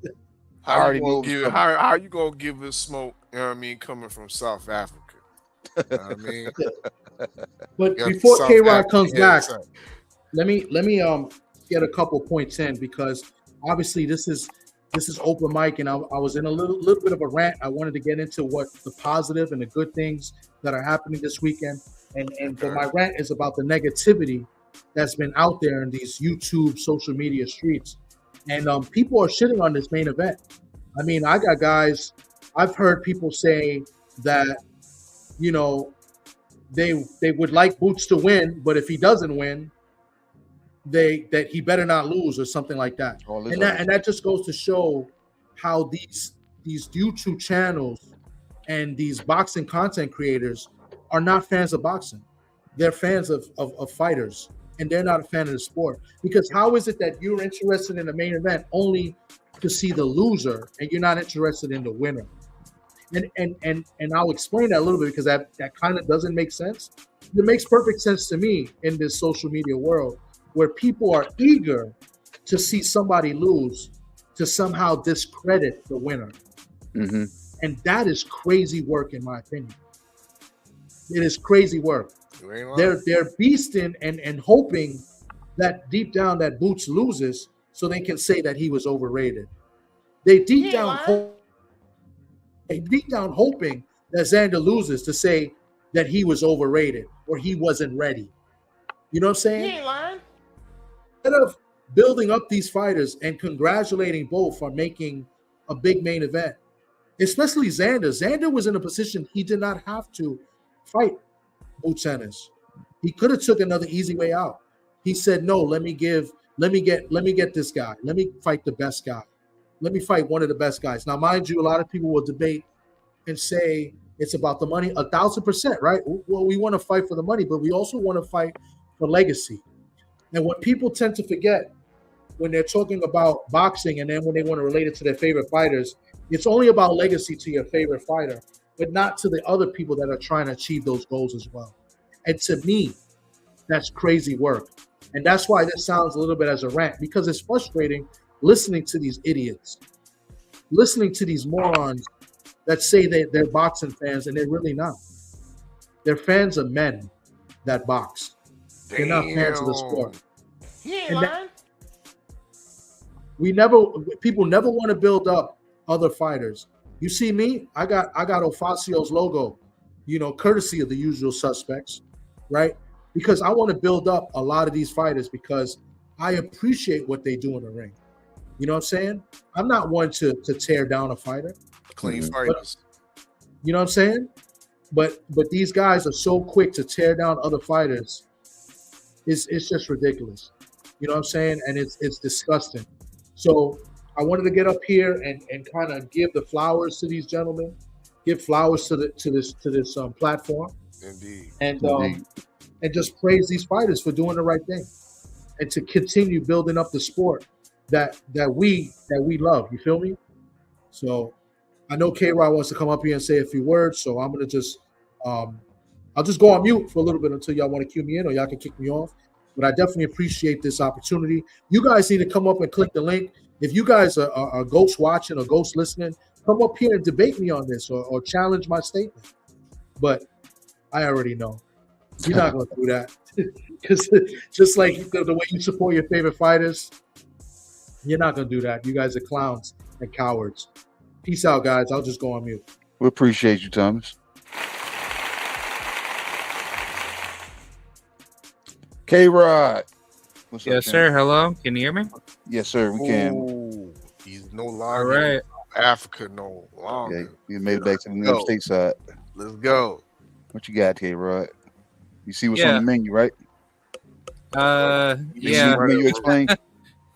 want to run down the menu for you? Yeah. I mean, go right ahead. You know, like I like to, you know, like what, well, like I like to know like what's going on.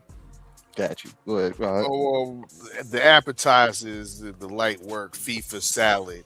You know what I mean? So if you want to cook on, if you're a soccer or a football fan, you know what I mean, you can definitely cook on that. What you've seen in the World Cup tournament thus far. We also got Saturday night's meatloaf. Meatloaf is a dish that me and KG love, but it's not often talked about anymore. You know what I mean? It's been forgotten, and this is how we feel.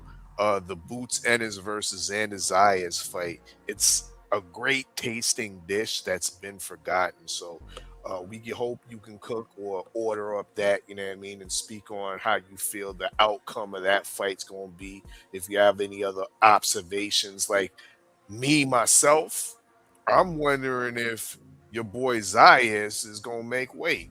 Because once again, the man look like a light heavyweight, in my opinion. Should be fighting David Benavidez, but hey, you know what I mean? That's for another show. You know what I mean? But we also got the King's Plate. And what is the King's Plate? The King's Plate is a plate fit for a king, such as Devin Haney. So on his plate is Keyshawn nuggets, you know what I mean? Of course, you know what I mean? You got to add a little bit of Keyshawn Davis. You have a side of shitty cuz, a.k.a. Shakur Stevenson. And now it comes with a drink, K-Rod. It comes with a drink, sweet tea, a.k.a. Tankalicious, you know what I mean? But it's a short shot. It's a short shot. Shout out Angie, baby, you know what I mean, for correcting. Yeah, it's a short shot, you know what I mean, but very powerful. So if you want to cook on those three side dishes or dishes on the King's Plate, please do. We also got the go-to that might be soon to be off the menu, you know what I mean? So it's a limited time only. We got the curry Gwoat. We've been waiting for the announcement of Clarissa Shields, and we've got nothing. A bullshit? A bullshit? A bullshit. A bullshit. I don't know if you heard any type of news from Clarissa Shields on her big announcement, upcoming fight, but if you did, please let us know. Okay. That's All the right. menu. That's the menu. All right, yeah. I will definitely start off, you know, from the very beginning. For FIFA, I'm a very, very big soccer fan. I've been watching soccer ever since I was a little kid, pretty much like around at the same time when I started watching boxing, along with the NBA back in, I want to say, the late 90s, heading into the early 2000s. Overall, the FIFA tournament is really, like, I think this FIFA tournament is probably one of the best tournaments that I have definitely seen in quite a while. As far as my team, I like Argentina, and I also like Brazil.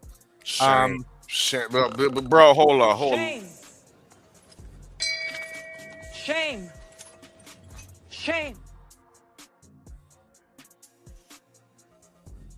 But go ahead.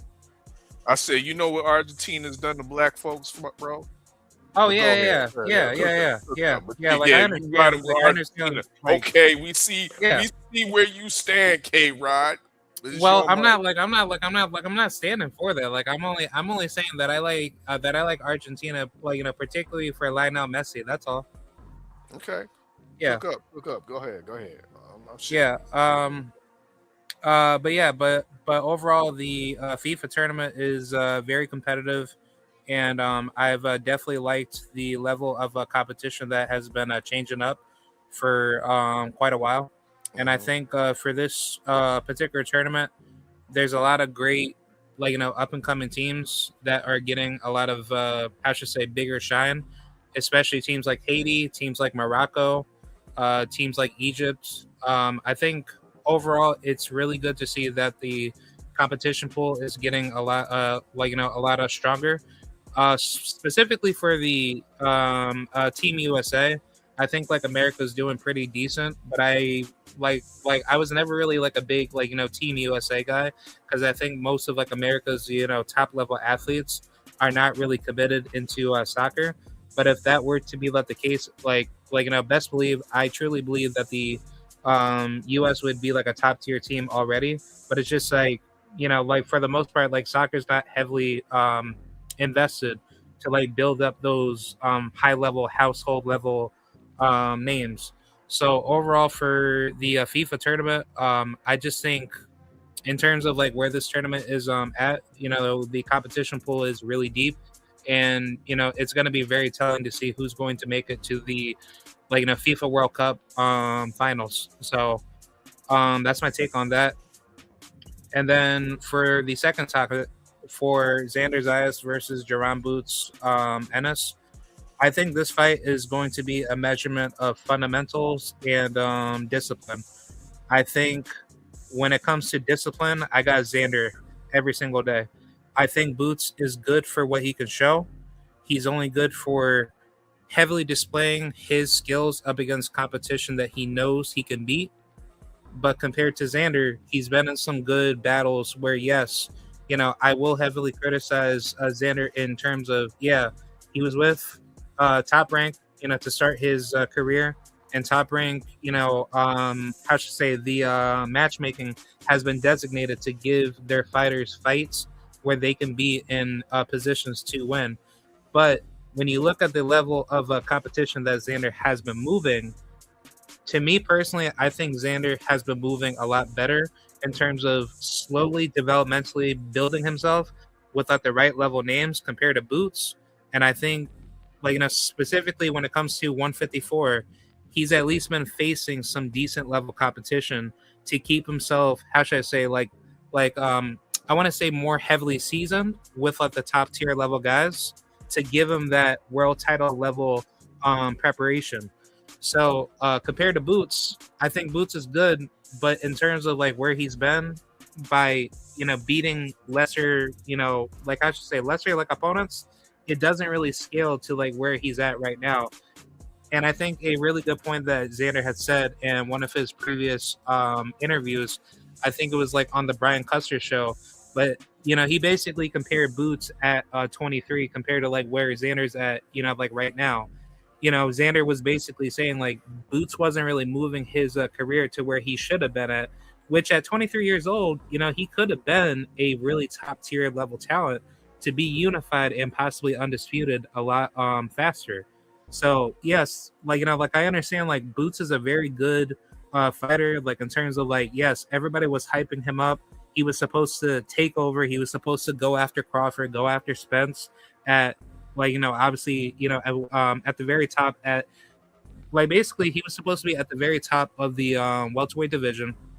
But even though he wasn't giving he wasn't getting those particular opportunities, what he should have done to keep himself, at least, at that level, he could have definitely moved up to 154 a lot sooner compared to Xander, where He ain't lying.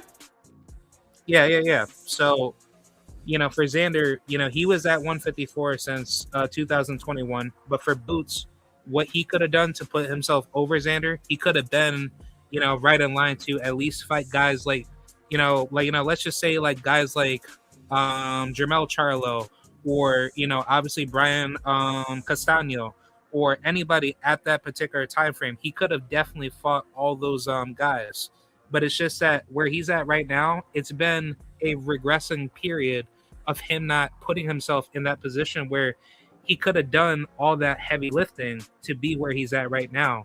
So I think, compared to Xander, Xander's actually wanting to be the best. And just to kind of give some particular timeline track record based off of where Xander was trying to go to, he was trying to fight Sebastian Fundora, where, he was supposed to be the, quote unquote soon to be ordered WBO mandatory for the WBO WBO title, in which Sebastian Fundora, he was supposed to defend his belt up against Terrence Crawford.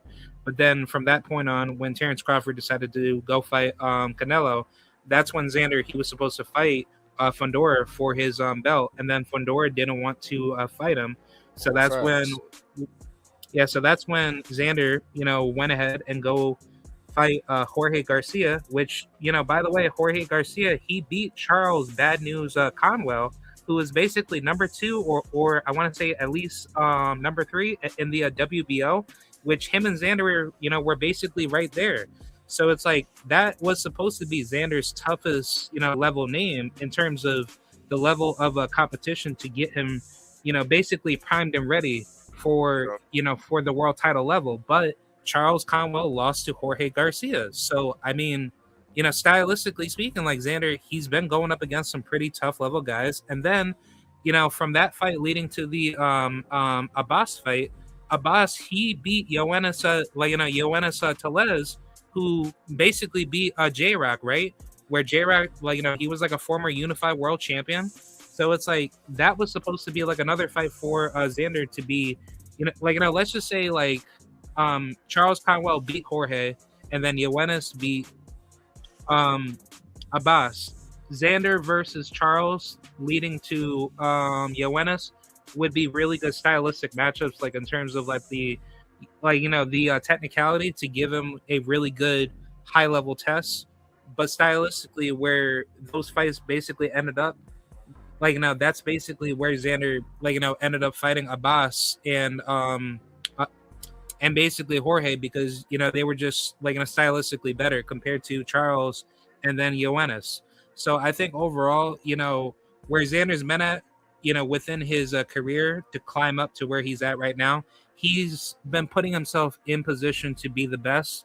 And even though that he may not be at that level for superstardom yet, he's at least trying to prove to the world that he wants to be better. And just to put more context for this fight between him and Boots, Xander did not need to fight Boots at all. He could have fought Brandon Adams, who could have been his next, up and coming mandatory for the WBO title.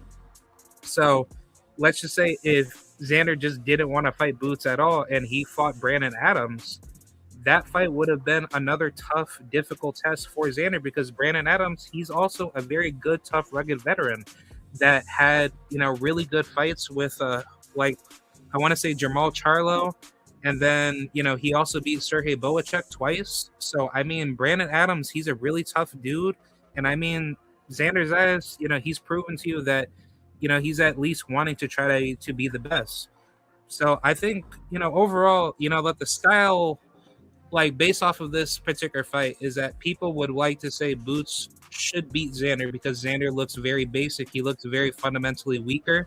But I don't think so. I think Boots, he is a very flashy, that has a lot of flaws, and he does not know that yet because he hasn't put himself in there with a guy that has been through, some fire, and therefore he hasn't been pushed to his absolute particular, highest level potential. He ain't lying. Yeah, so I think personally how this fight will go down is that I think Xander is going to outbox Boots, but if Boots tries to lure Xander into a firefight, I think Xander might be in trouble, but I think Xander, he has a good, durability to deal with, heavy level pressure that will hurt him, but he should not be doing that. He should just stick to his discipline and just be fundamentally consistent. I think this fight will show who will be the more consistent fighter and who's going to use better adjustments to be the better, technical fighter, heading into the later rounds. So I think this is going to be a really good fight, and I would favor Xander because I think Xander, within his team and within his fundamental structure, he's more hungrier as a younger fighter compared to Boots. He says that he is hungry, but he's not showing his technicality up against the tougher level opposition to actually be where he's at right now. So I think Xander's going to win by unanimous decision, but if this fight does end up being very close, I wouldn't mind this fight being a split decision. But either way, I think it's a true 50-50 fight. I think it's really going to show who's going to really show their square based off of like how bad that they really want it. And look, y'all see K-Rod. If anybody's been in the chat, K-Rod ain't been here the whole entire time. And K-Rod pretty much almost said what I said verbatim. I'm not wrong for what I see. And K-Rod, you know what I'm saying? I appreciate you for not just seeing what I see, but actually breaking that down that in the manner that you did. I can appreciate that because you said a key word. If Marky Dan is still in the chat, it was a key word he said. He said consistent. This is going to fall down to who can be the most consistent. See what I'm saying? And he said consistency leans in Xander's direction, not more so Boots. Like I said, he's there for the flash. There for the flash. Good points there, K-Rod. I appreciate that. Yes, sir. Thank you. And then I also wanted to point out, don't you know back in the Karen fight when Boots was basically looking really bad in both of those fights, his father was giving him really good, instructions, but Boots, he wasn't really listening to his dad. So it's like, to me personally, like Boots has this type of, high level ego where he thinks he's really good, but it's like, like you're not really putting in that consistency to be the best. But compare that with Xander, he listens to Javier Centeno. He listens to basically all the right, instructions to properly adjust and be, like the best fighter that he could be, because, he's not going in there to be flashy. He's going in there to be fundamentally sound. And that's what shows his level of discipline to be where he's at, like right now.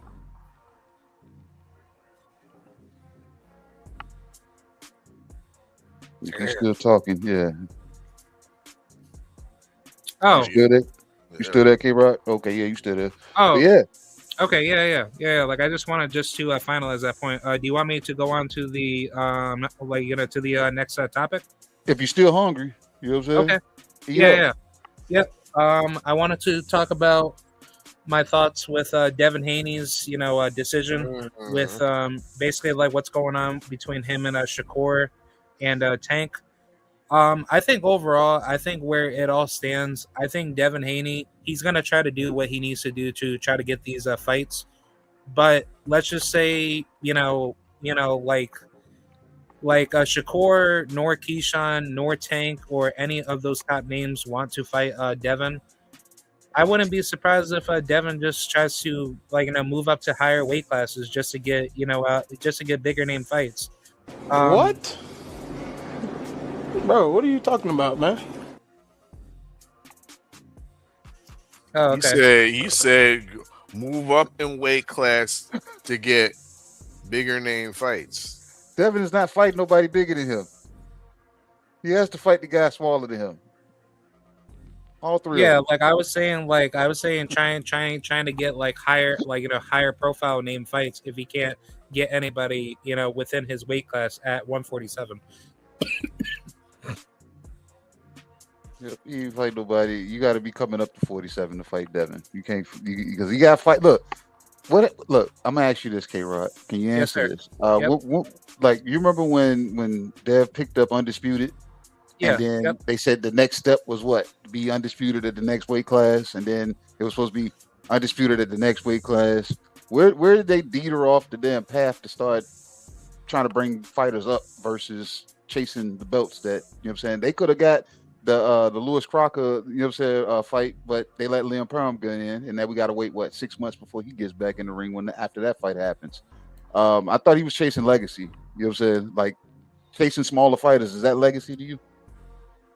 Oh no, like I think overall, like like where it stands right now, based off of how Devin's trying to like designate those fights with Lewis Crocker and then obviously Rolly and then Ryan Garcia. It like to me from the outside looking in, it seems like Devin wants to be undisputed at 147, but it's like those champions are not wanting to fight Devin, and they're making it very difficult for him to lock in those those fights. So you said that the other champions didn't want to fight Devin. Didn't Rolly want to fight him? What happened with that fight? Yeah, I thought based off of like what I had particularly heard that Rolly was trying to make up the claim to say that that Devin's trying to like I'm not too sure like if this is true, but I heard that Devin is trying to make up the business difficult between him and Rolly. That's that's based off of like what I heard from Rolly's team per se. But Devin wanted to fight Rolly. Like he was trying to get Rolly to be locked in to fight with him. And I know that Rolly has turned down, I want to say like certain deal offers that Devin was trying to get between him and basically Devin Devin was trying to get the negotiations together because like I want to say at that time, he was trying to get Turkey. He was trying to get Turkey Al-Sheikh to try to get some deal put in place, so at least him and Rolly can at least try to fight next.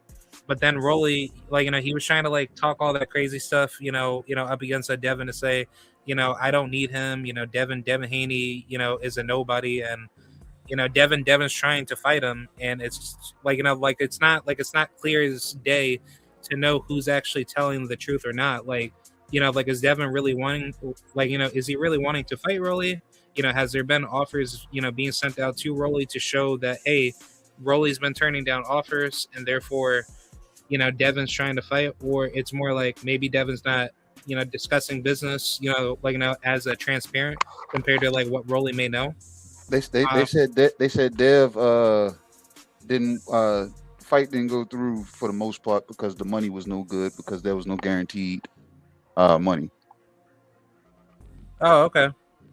Yeah, I'm not too entirely sure. So I'm not going to try to pick a side. It's just more like if Devin wants to fight, then I'm for Devin trying to make the fight. It's just that I'm not too sure what Rolly's really trying to say because the truth about Rolly is he's only holding on to that belt just to stay relevant because I don't think Rolly's really disciplined. And I know,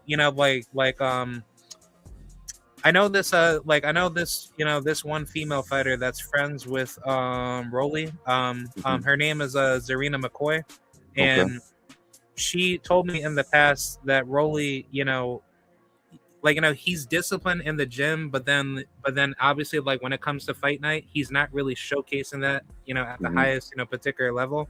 I've seen Rolly box better in the gym versus what he does in the ring also. Yeah.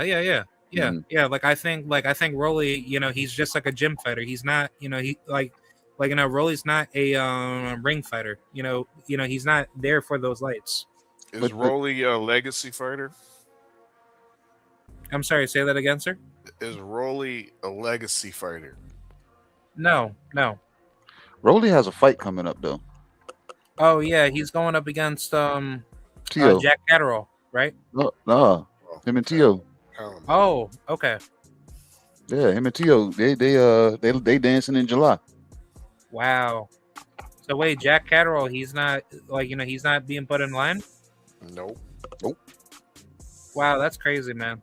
Wow.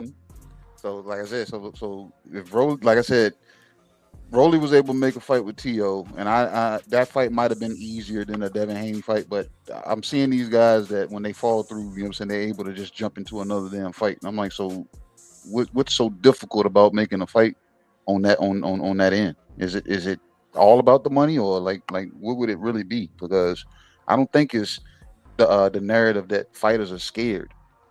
You know what I'm saying? I don't think that's what it is. So is it money related, or social media damn storms that's brewing bullshit, or I don't know, because it just looks like the money don't usually pan out somewhere. But the other fighter is content with it, but I don't know. The other side is saying, nah, we need the big money. So, KG, I think we got some breaking news, bro. We do? Yeah. Oh yeah, we do. We definitely do. Up in the chat. We definitely do. Then broke that Joe Cordina is out. Yep. Joe Therefore, oh wow. On July 4th, was it the 3rd? The 4th. It's July 4th. On July 4th, the current lightweight, I believe, WBO champion Abdullah Mason will be now facing the undefeated Albert Bell. Also from Ohio. Hometown fight. Toledo? That's a good fight. Albert Bell. Damn, that's gonna be a good one. I might. God, Yeah, Albert Bell. He's been he's been overlooked, man. Mm-hmm. Severely. He never got that title shot. At 130. Wow. I thought he was gonna fight Andy Cruz. Andy Cruz got to find a replacement now. They done bumped them Albert Bell into the main event slot. He want to be in Ohio. That's gonna be that's a very good fight for Ohio. You know who ready right now, in my opinion, Who? for Andy Cruz? Kid Austin. He should be ready. Kid Austin, Andy Cruz. He should be ready right now. Yeah, he should be ready. He should. I like that fight. Kid Austin ain't ready for nothing but no hospital bed, bro. I think Kid Austin, he's overrated, man. I don't think he's that good. Yeah, you gotta show him, bro. I don't think Andy Cruz is that good. So you know what I'm saying? The battle of the battle of the ain't too good. You know what I'm saying? You don't like the Cuban style? That's no, not his Cuban style. Because look, K-Rod, he, in my opinion, is a Cuban style that I do appreciate, but he's not fighting to hurt or anything. It's like he's still point fighting. And he's still stuck to his amateur ways. Yeah, he's content point fighting. I'm like, bro, those punches are not keeping nobody at bay. No. A dog is gonna jump on him. You know what I'm saying? Doing that pity pat shit. Yeah, because I was gonna say, compared to Dominican or Puerto Rican trainers, they don't train those fighters like that. But compared to Cuban trainers are way too amateur heavy, where they're just trying to teach their fighters how to just keep the opponent at bay, just to use like pity patty jabs, which I don't like that. Hell no, you can't do that in the pros. You know what I'm saying? Because they still win 8-ounce gloves. Yeah, so, you can't do that in the pros, bro. Look, Shower said another name. She said your boy Lucas Bowdy. Oh yeah. That could be, you know what I'm saying, a good replacement for Andy Cruz. I was gonna say I want to see Lucas Body get in the mix with Abdullah Mason, but I think Abdullah, he's probably gonna move up to like 140 probably after this fight, hopefully. When they rightfully strip Tankalicious, Body and Schofield are the next available opponents for that vacant title. I don't think Schofield got an interim or nothing like that, if I'm not mistaken. If he does, then they'll elevate him. But Body would be the next available contender for that fight. So I don't think Body is moving off that WBA square. Hell no. For no Andy Cruz, because he'll get outboxed by Andy Cruz. I'm sorry. You know what I mean? I can cape for the Canadian oh so much, but he'll get outclassed by Andy Cruz. Yeah, I think Lucas Body is a good, decent fighter, but Andy Cruz is just way more fundamentally gifted.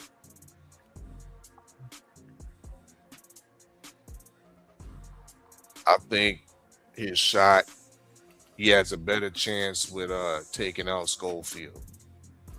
And that's what he's been lining up for. If you look at Lucas's Body's timeline on his IG, he ain't talking about no other fighters but Floyd Schofield. He wants that Schofield fight. He wants that interim championship, that championship fight against Schofield. So I'm gonna let her in. All right. There she go. What's up, Shower? Hey, how's it going, Shower? Hey, how y'all doing? You didn't have to let me in yet. I was gonna wait. I don't like making you wait. You know what I'm saying? Come on nice in, baby.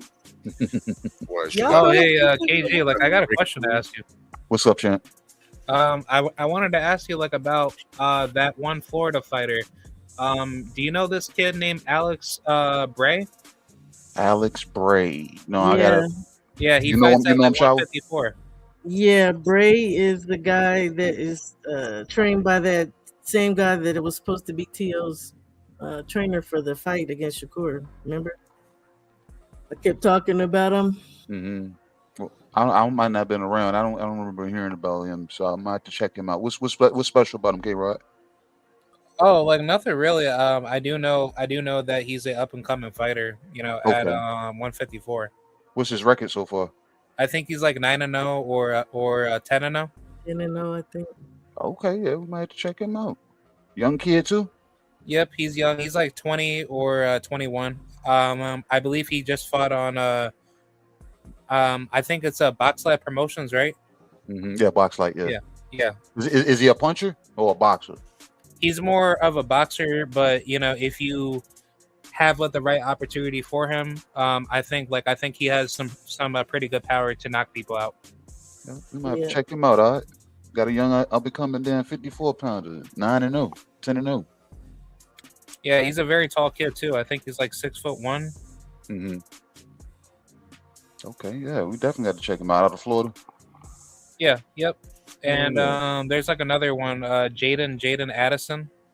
He just debuted on I think he's like 2-0. Like you know, he just fought on that MVP card, the Jake Paul card, Aaliyah Carranzo. I remember. Yeah, I seen that. Yeah, Jaden, he's a big kid. You know, at for lightweight. You know, 6'3", right? Yeah. Yeah, Alex Gray, the boxer. I think he's like 18. He's 11-0. And he got a brother that fights too out of the same gym. I gotta remember the coach's name. He used to be a pretty big, well known, I should say, trainer. You don't want none of that salad, do you, Shower? I don't want no feet salad. No, I'm good. See, all right. She ain't want no salad either. You don't got no. What do you mean? There's no feeder or feet in it. It's FIFA salad, Shower. It ain't feta. It's feet in that salad. No, it's feet of them. Yeah, it's feet. It's a whole bunch of feet in them.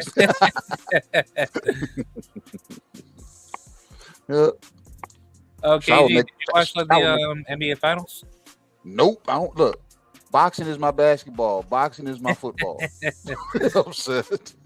We need FIFA boxing tournaments.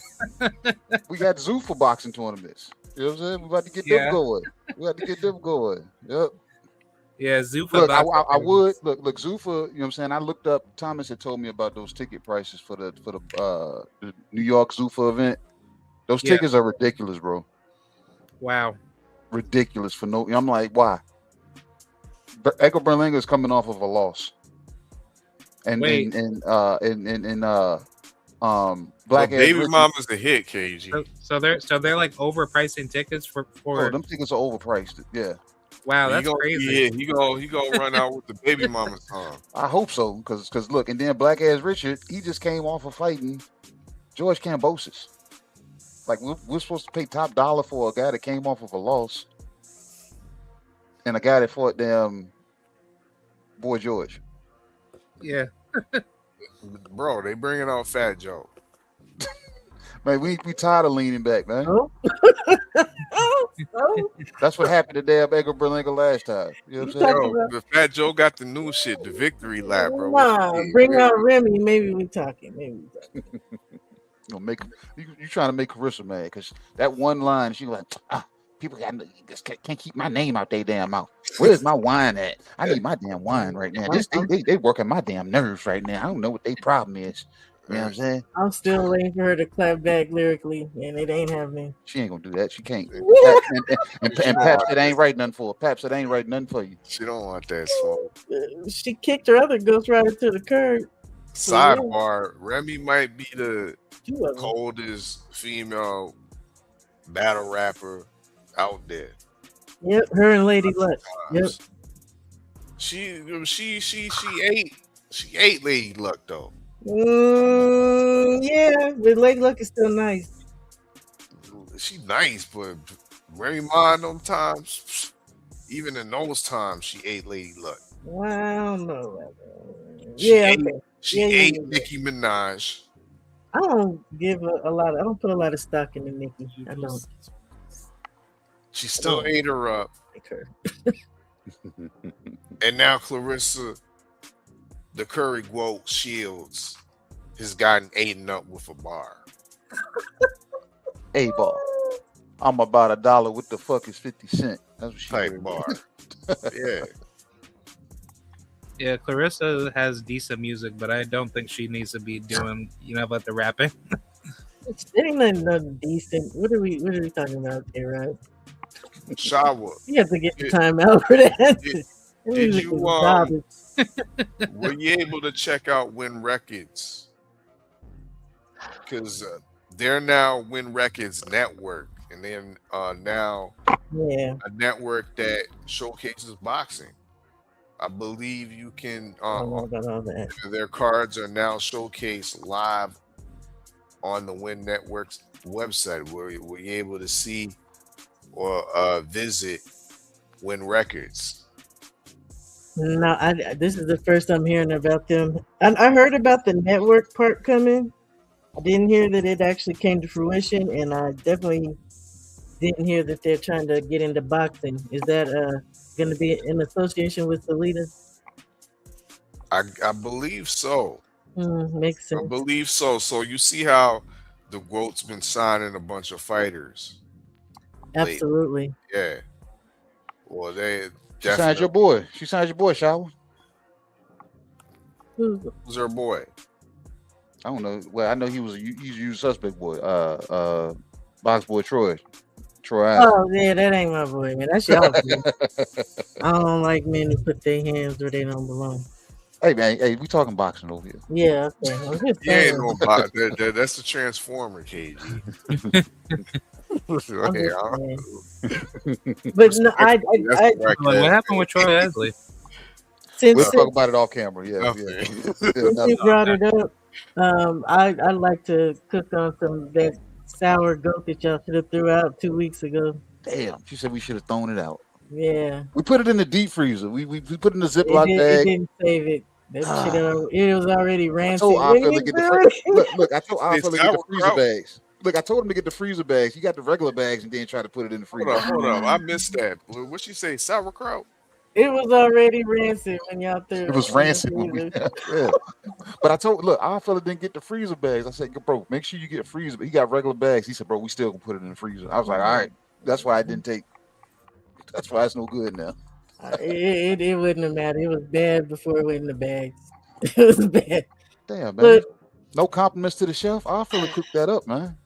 It was good 2 weeks ago. With a lot of heart. But no, it wasn't, because I just don't like the Gwoat. I don't like Gwoat meat.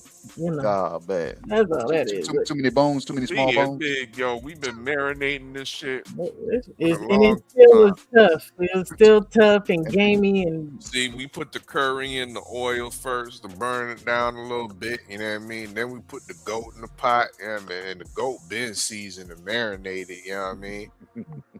It must have been a bad batch thing, because it was still tough, chewy. And she says too many bones. The bones, rancid. yeah, chip bones and everything. She's like, no, I'm good.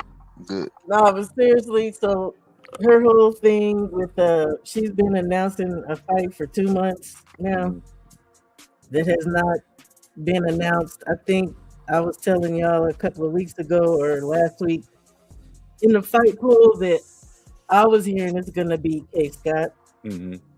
K. Scott, who's 5-1-1, WBC champion. That's it. 5-1-1. 5-1-1 and 160. And I told y'all that we have actually voted on 2 fights with K in them. We have. Yeah. So Yes, I'm not impressed at all if this girl.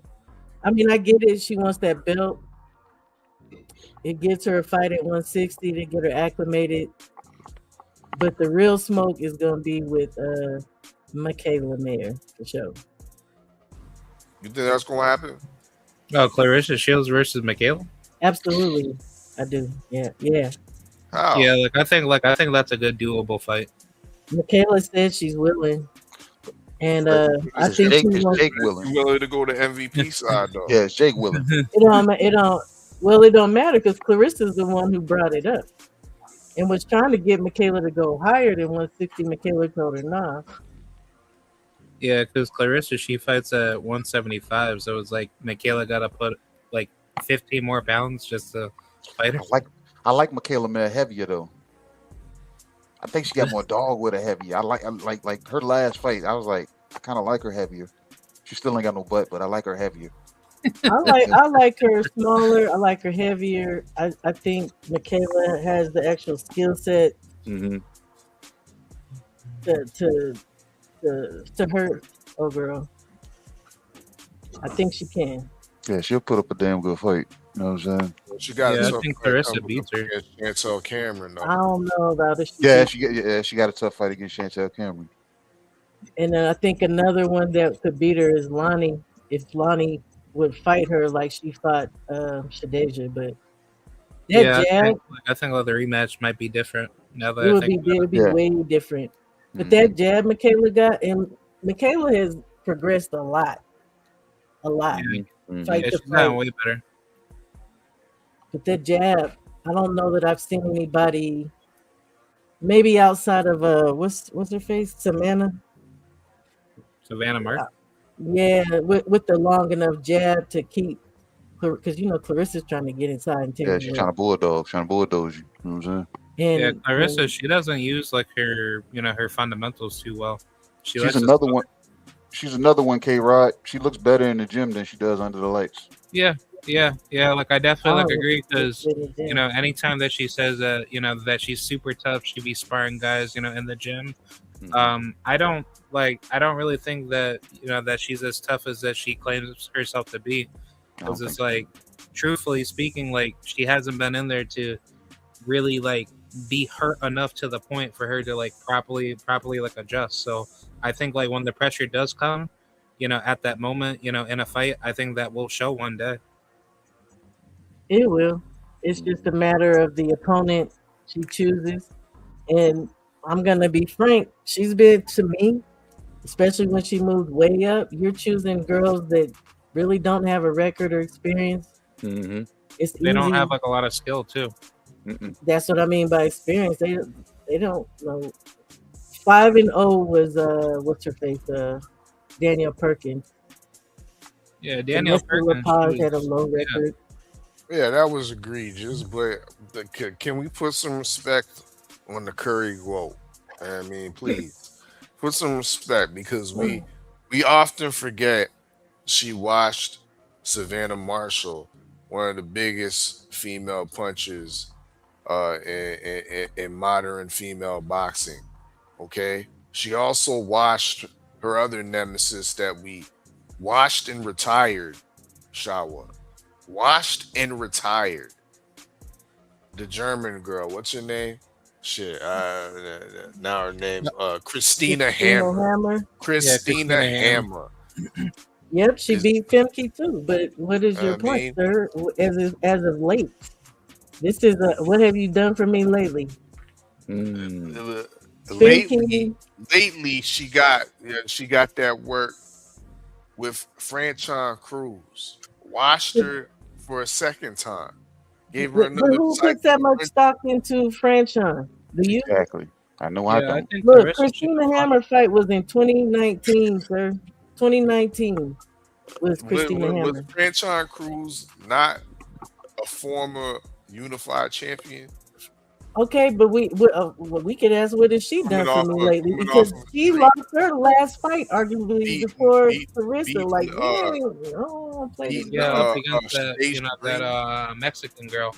The Mexican girl actually beat Franchon's boots, and that's what I'm saying. We don't want to play this game. Clarissa can say that she got the paper, and I give her respect for that. But she needs to fight some viable opponents. So it's good she's moving down so she can show improved. Because the better women are down at these lower levels. And I told y'all that before. And y'all were telling me these women need to move up for her because she's the GOAT. Okay, not you, KG, but a lot of people were telling me that. The only one that sound like probably come from Texas and named 503. He ain't the only one. But yeah, he's one of them.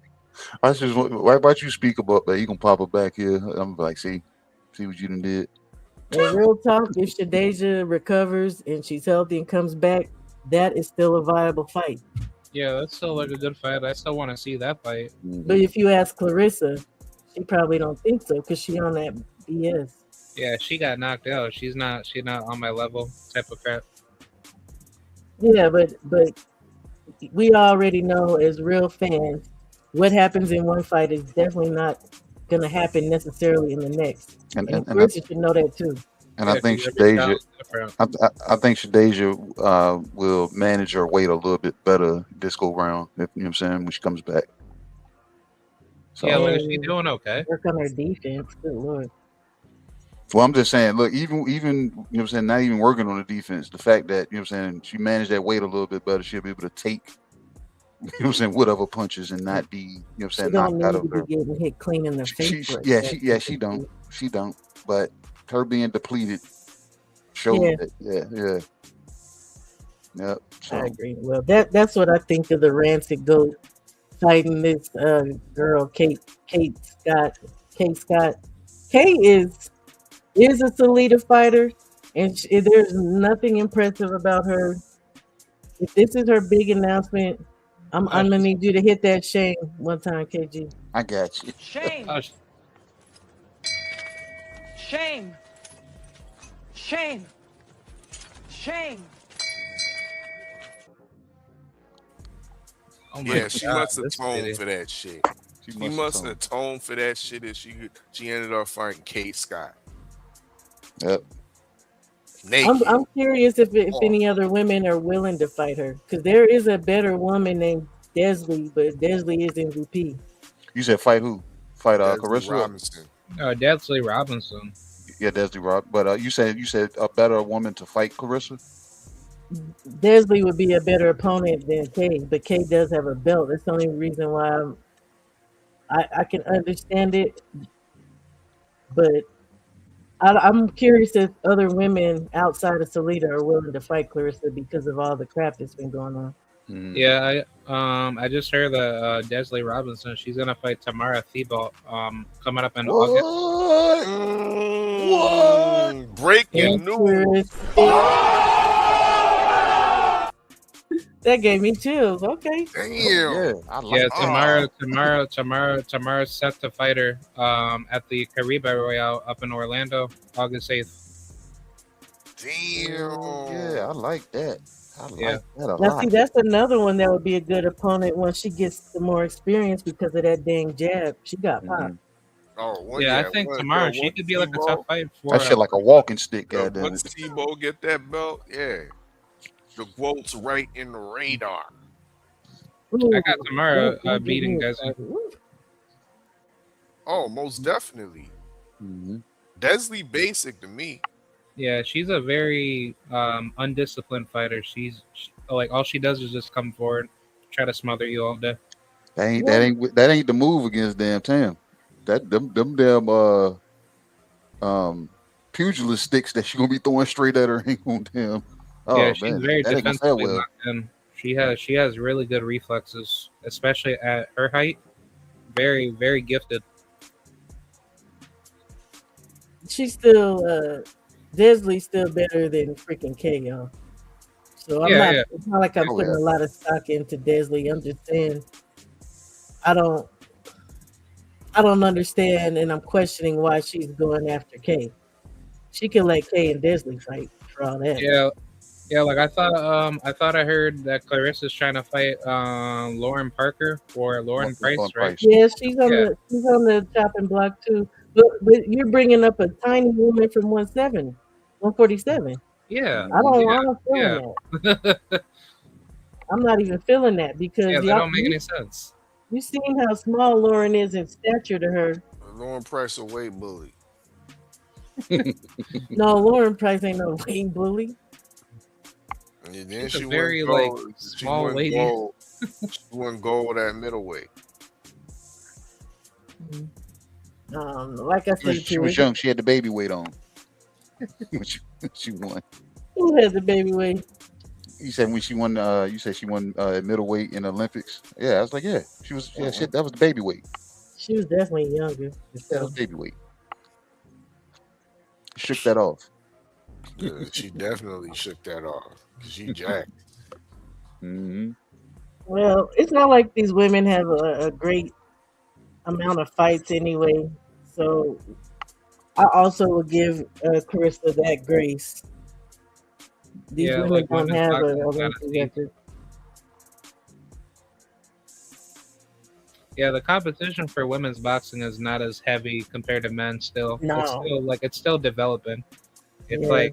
like a lot of women are still like very lesser populated that are getting into boxing compared to men. You know, especially on a global stage. Mm-hmm. Yeah, because it's just kind of crazy. Because it's like, you know, I was kind of like complaining like about the, you know, like the female YouTube influencers that are getting into boxing, like, you know, like females like Julie Polka and all these weird girls that are trying to like get into boxing, and I'm just like, dude, like you can't be doing that, especially like you know, at least like past your 20s or heading into like your early 20s, like you got to be like, you know, getting into boxing like a lot younger than that. And it's like a lot of them are not, you know, fundamentally sound. I mean, I guess if they're fighting over misfits and things like that, then they're good. Yeah, just Probably going up against like lesser, you know, opponents that are like within their style, you know, with their skill level. Similar experience levels. But when you start talking about some of these women that have been in the game, I guess Yeah, you could that say are- like 10 or more fights, then nah. Yeah, especially like the younger girls that are like more disciplined and you know they actually came up really young. The amateurs and stuff. Yeah. But even some that are naturally gifted without any amateur, you know, experience, is like those fighters are still dangerous up against, you know, anybody who just says, "Let me just go do boxing," you know, just because I want to do it. Hoka improved though from her last fight. Oh yeah, yeah, yeah. She did. She was like very weird with like her jab. You know, it wasn't really too sharp. No, it wasn't. And she stayed on the move, but that was smart. Yeah, she was fighting off of like her, you know, her back foot, but it wasn't like, yeah, you know, it wasn't like the greatest. And I mean, if she got hit really clean up against like a way better fighter, she definitely would have been knocked out.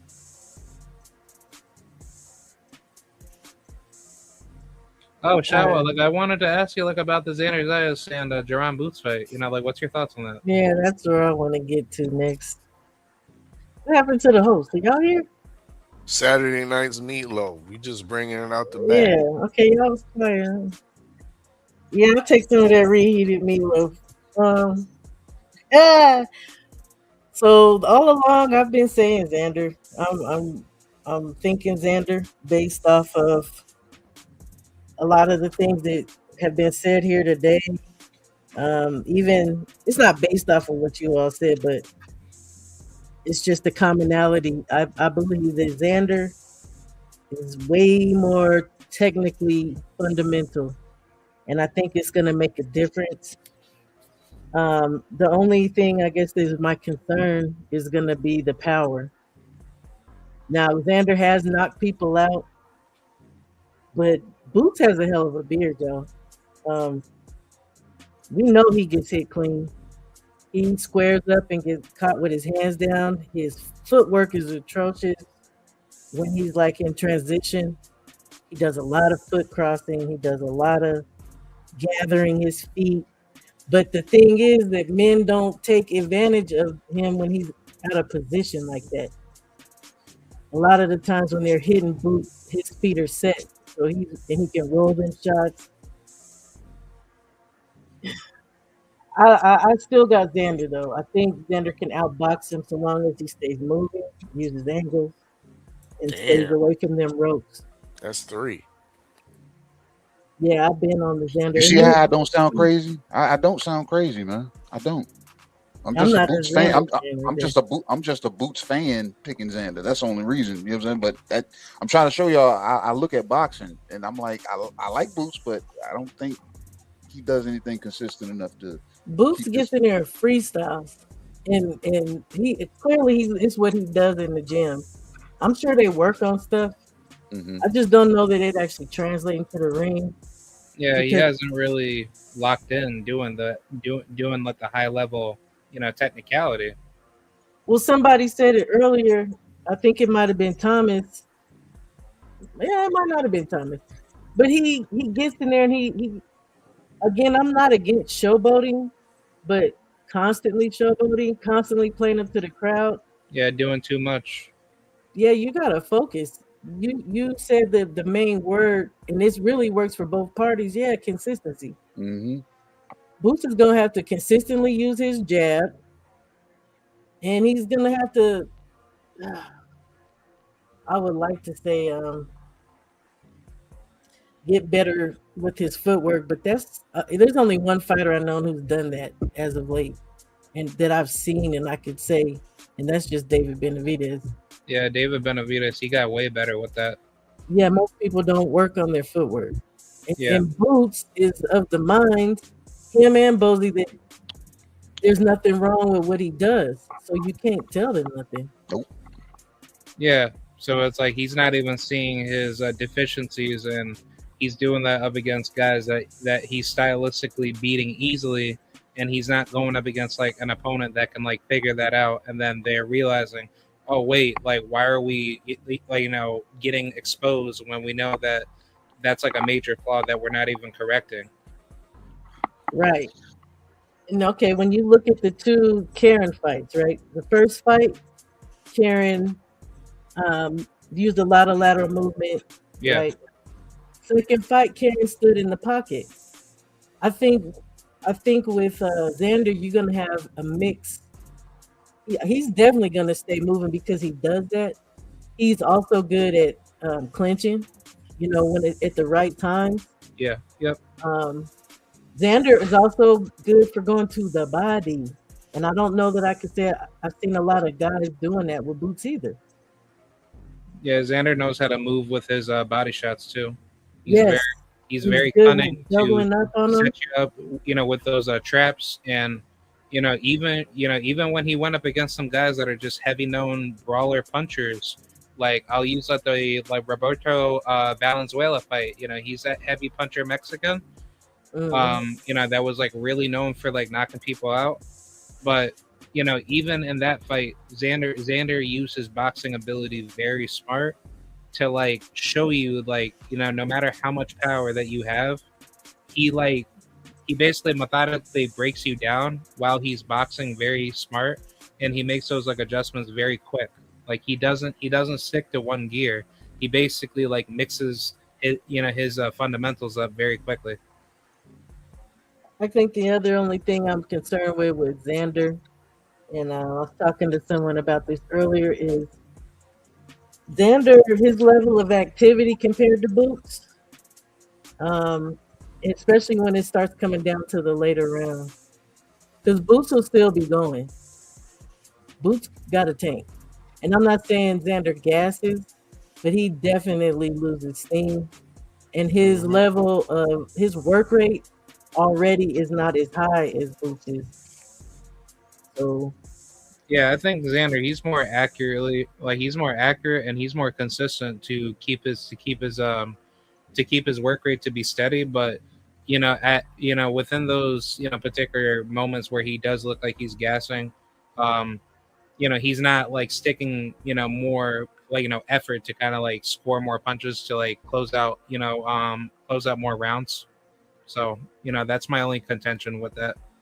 Up against like Xander's, performances. I mean, he I'll say that though. Even he may seem like he's losing steam, or he does lose steam. Let's just be real. But he is still consistent in his output. I'll give him that. But that's also at the point where your hands drop a little more. That's when your legs are getting heavy. So again, it's a dangerous fight, but at the same time, I think it's absolutely still winnable. I really would be interested to see if Xander can hurt Boots though.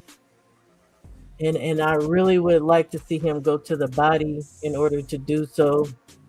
Put the what's his face say? Put some water in the basement. Yeah, he needs to go downstairs. He needs to make Boots feel very like uncomfortable. Early and often. Yeah, because Yeah. like once he starts doing that, and Gervonta shows you, his deficiencies, I think it's game over from that point on. I think so too. That's another thing. I almost, y'all, it's crazy. I almost want to say his footwork, and I'm talking about Xander. It's like really, really damn good. Like really precise, good pivots, good spacing. Like again, he does not make the mistakes of crossing his feet and gathering his feet. His footwork is like it's damn good. It's a huge difference, and it may play into all this too. Sure. So. It's called salsa, merengue, and pachacha. Is that what it is? I thought it was called hard work in that gym and being diligent about. Nah, it's called going to Latin night and moving your hips. That's why I learned footwork. To a lot of Hector Lavoe. That's why I learned footwork in boxing. It was a Thursday night, Latin night. I go to Latin night and go cut the floor up, and then take it to the ring. Joe Arroyo. If y'all say so. Hector Lavoe, Willie Colon, Justin Betancourt. I guess the other flip side of this though is this could also end badly for Xander. I could definitely see that. I don't know. Like I say, I'm curious about the power, but if Xander stays in front of Boots too long, that could be a detriment to him for sure. Because Boots knows how to go in for the kill. He knows how to hurt people. It's just a question of how sturdy is Xander. I mean, I know he can take some punches. Mm-hmm. They both get punched on, but. See, Thomas said it in the chat. He said it helps with footwork. He said he's a great salsa dancer. Who said that? Thomas. That Xander is? No. He's saying Thomas is saying he's a great Thomas said he got the feet. He said he got the feet works. Okay, Thomas. He got the feet that work. Don't get me wrong. I mean, that's what they say about Loma and why he's so great, right? But he was doing the river dance. Ballet. Yeah, he was doing ballet and river dance. It's the feet. Doing European ballet. Him and the Uzi, yeah.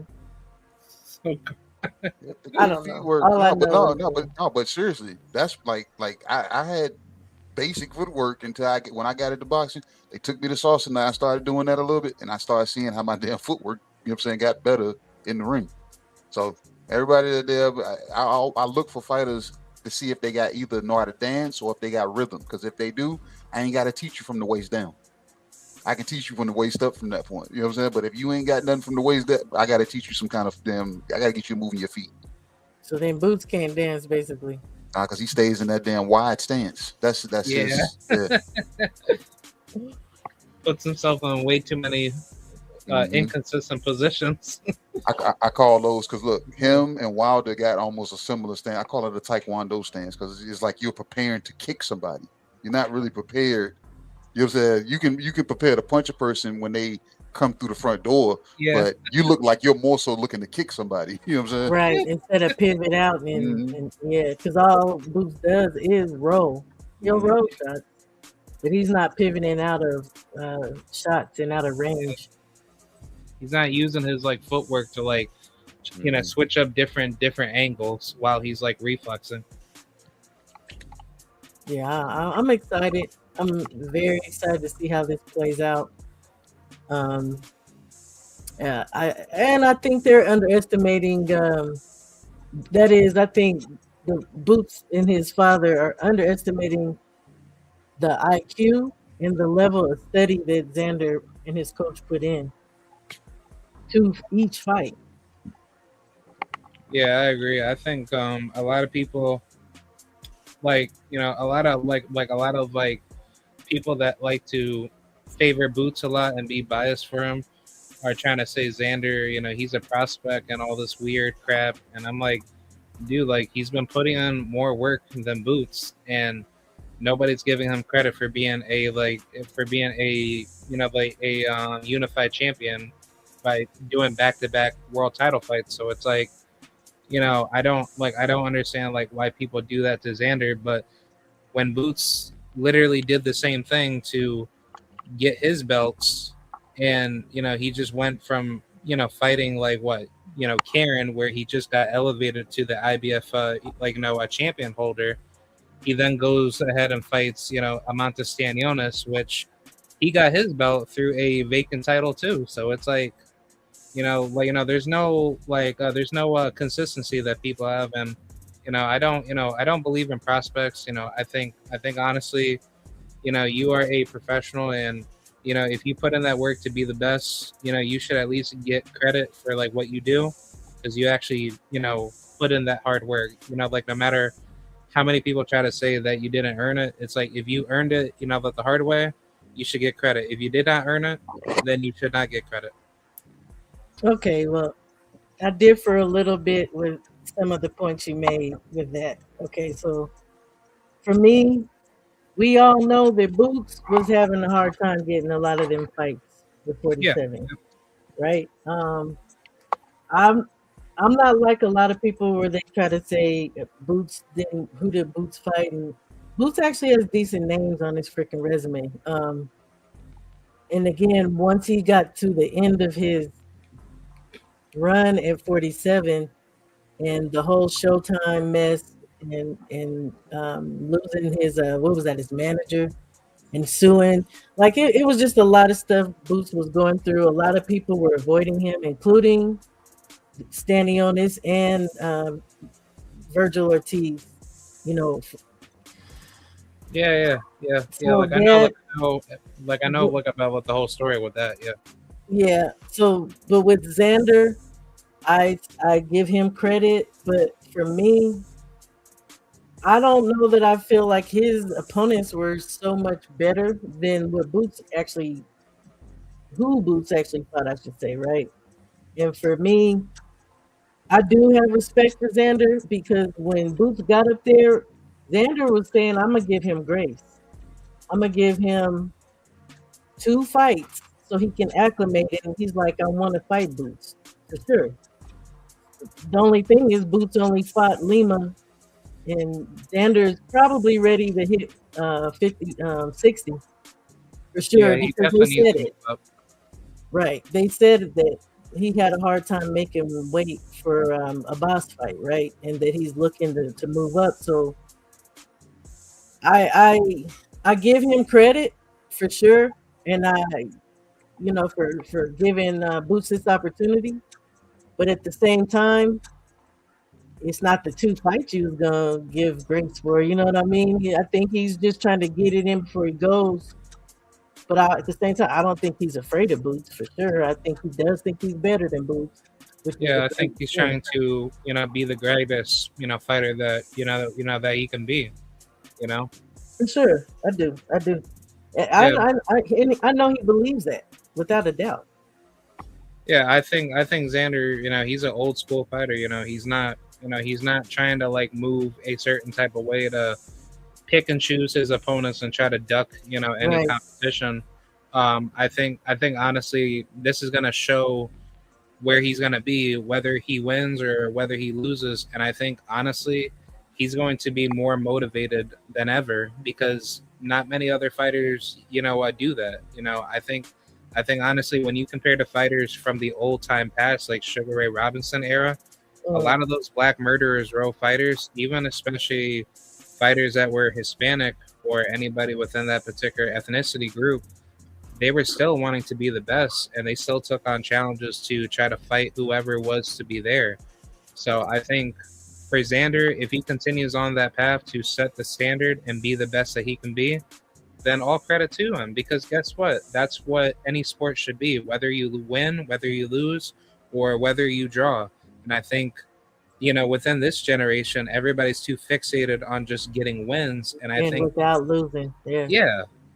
So I think, personally for me, I used to wrestle back in high school, and I never thought about wanting to stay undefeated. I thought about being better, But when I got in there and I went up against former state champions and going up against national level talent, especially back in high school, I was doing very good.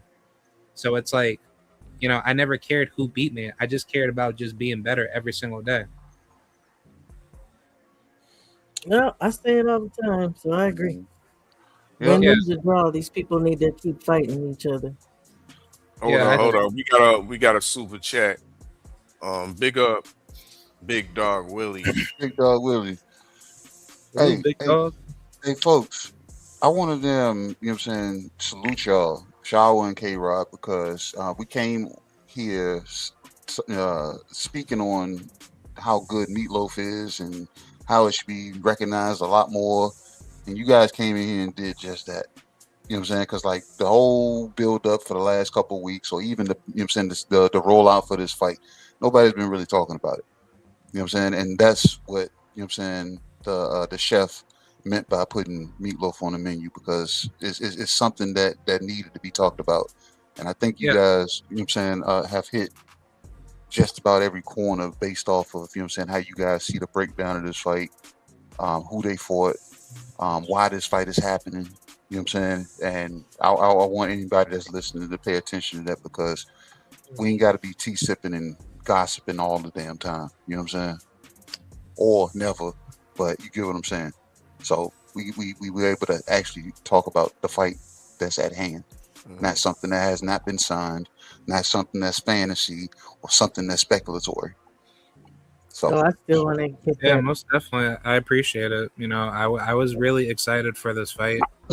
And I think this is going to be a really good, fun fight for both fan bases, and it's going to bring a lot of people together. So, I'm excited for it because, I'm proud of, both of these guys. This is what I like. Yeah. But with that said, folks, you guys done stay here long enough that the damn last call light then came on, and y'all done seen these ugly faces that y'all got to take home. So I just need to go live on my own so I can finish get my stuff off.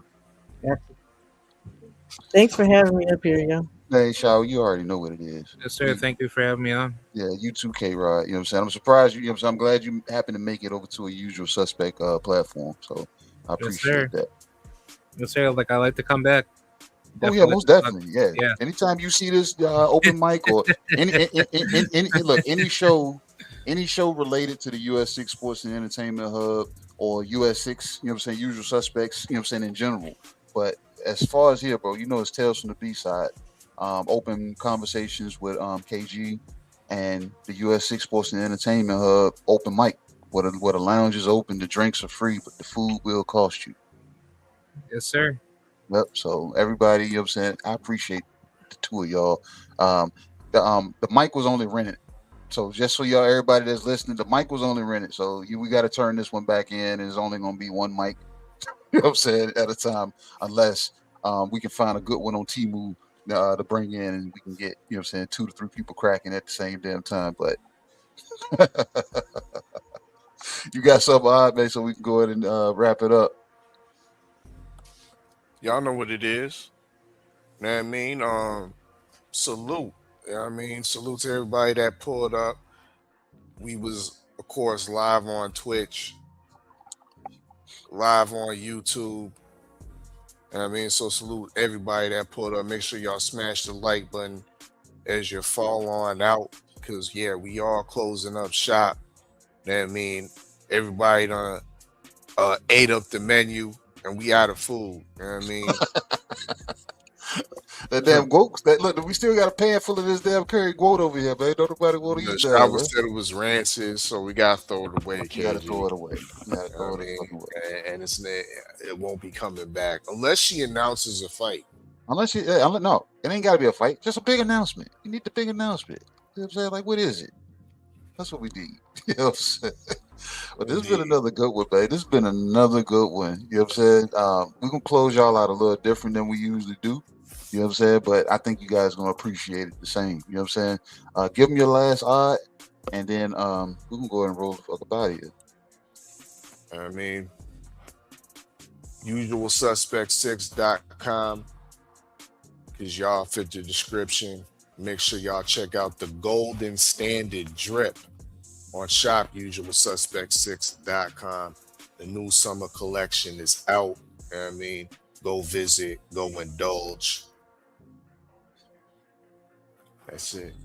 That's it, man. You know what I'm saying? Hey, man, y'all have seen this 1,000 times. Well, not 1,000, but you get what I'm saying.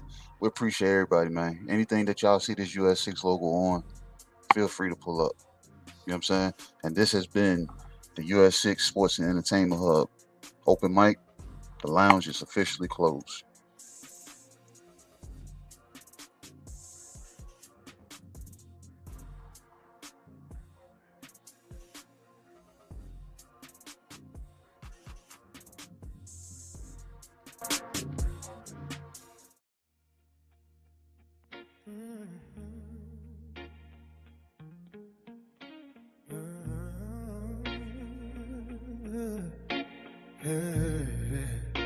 Yeah. The good doctor, KG, white coat over all black. Prescription for the truth, they allergic to the contact. Cadillac, red beltway, smoke in a dialogue. Chrome voice, street sermon, drag sparks through the catalog. Odd fella, aka Dana Black. Calm mind in the madness, turn the circus to a classic. Make the chaos look practice. Stay ready, mag, what go down with the room still. Wide as a lock safe, heavy as a truth pill. 503 Lion, Houston hunger in the bloodline. One clip, crack the code, now the timeline doing drug lines. US6, 5 fingers fold, now the fifth speak fluent. Make pain sound rich, turn pressure into movement. Boxing full of false gods, selling dreams to believers. We pull facts from the mud, wash the dirt off the receipts up. They tried to box us in, starving for attention. Now we move off grid, that's US6 comprehend.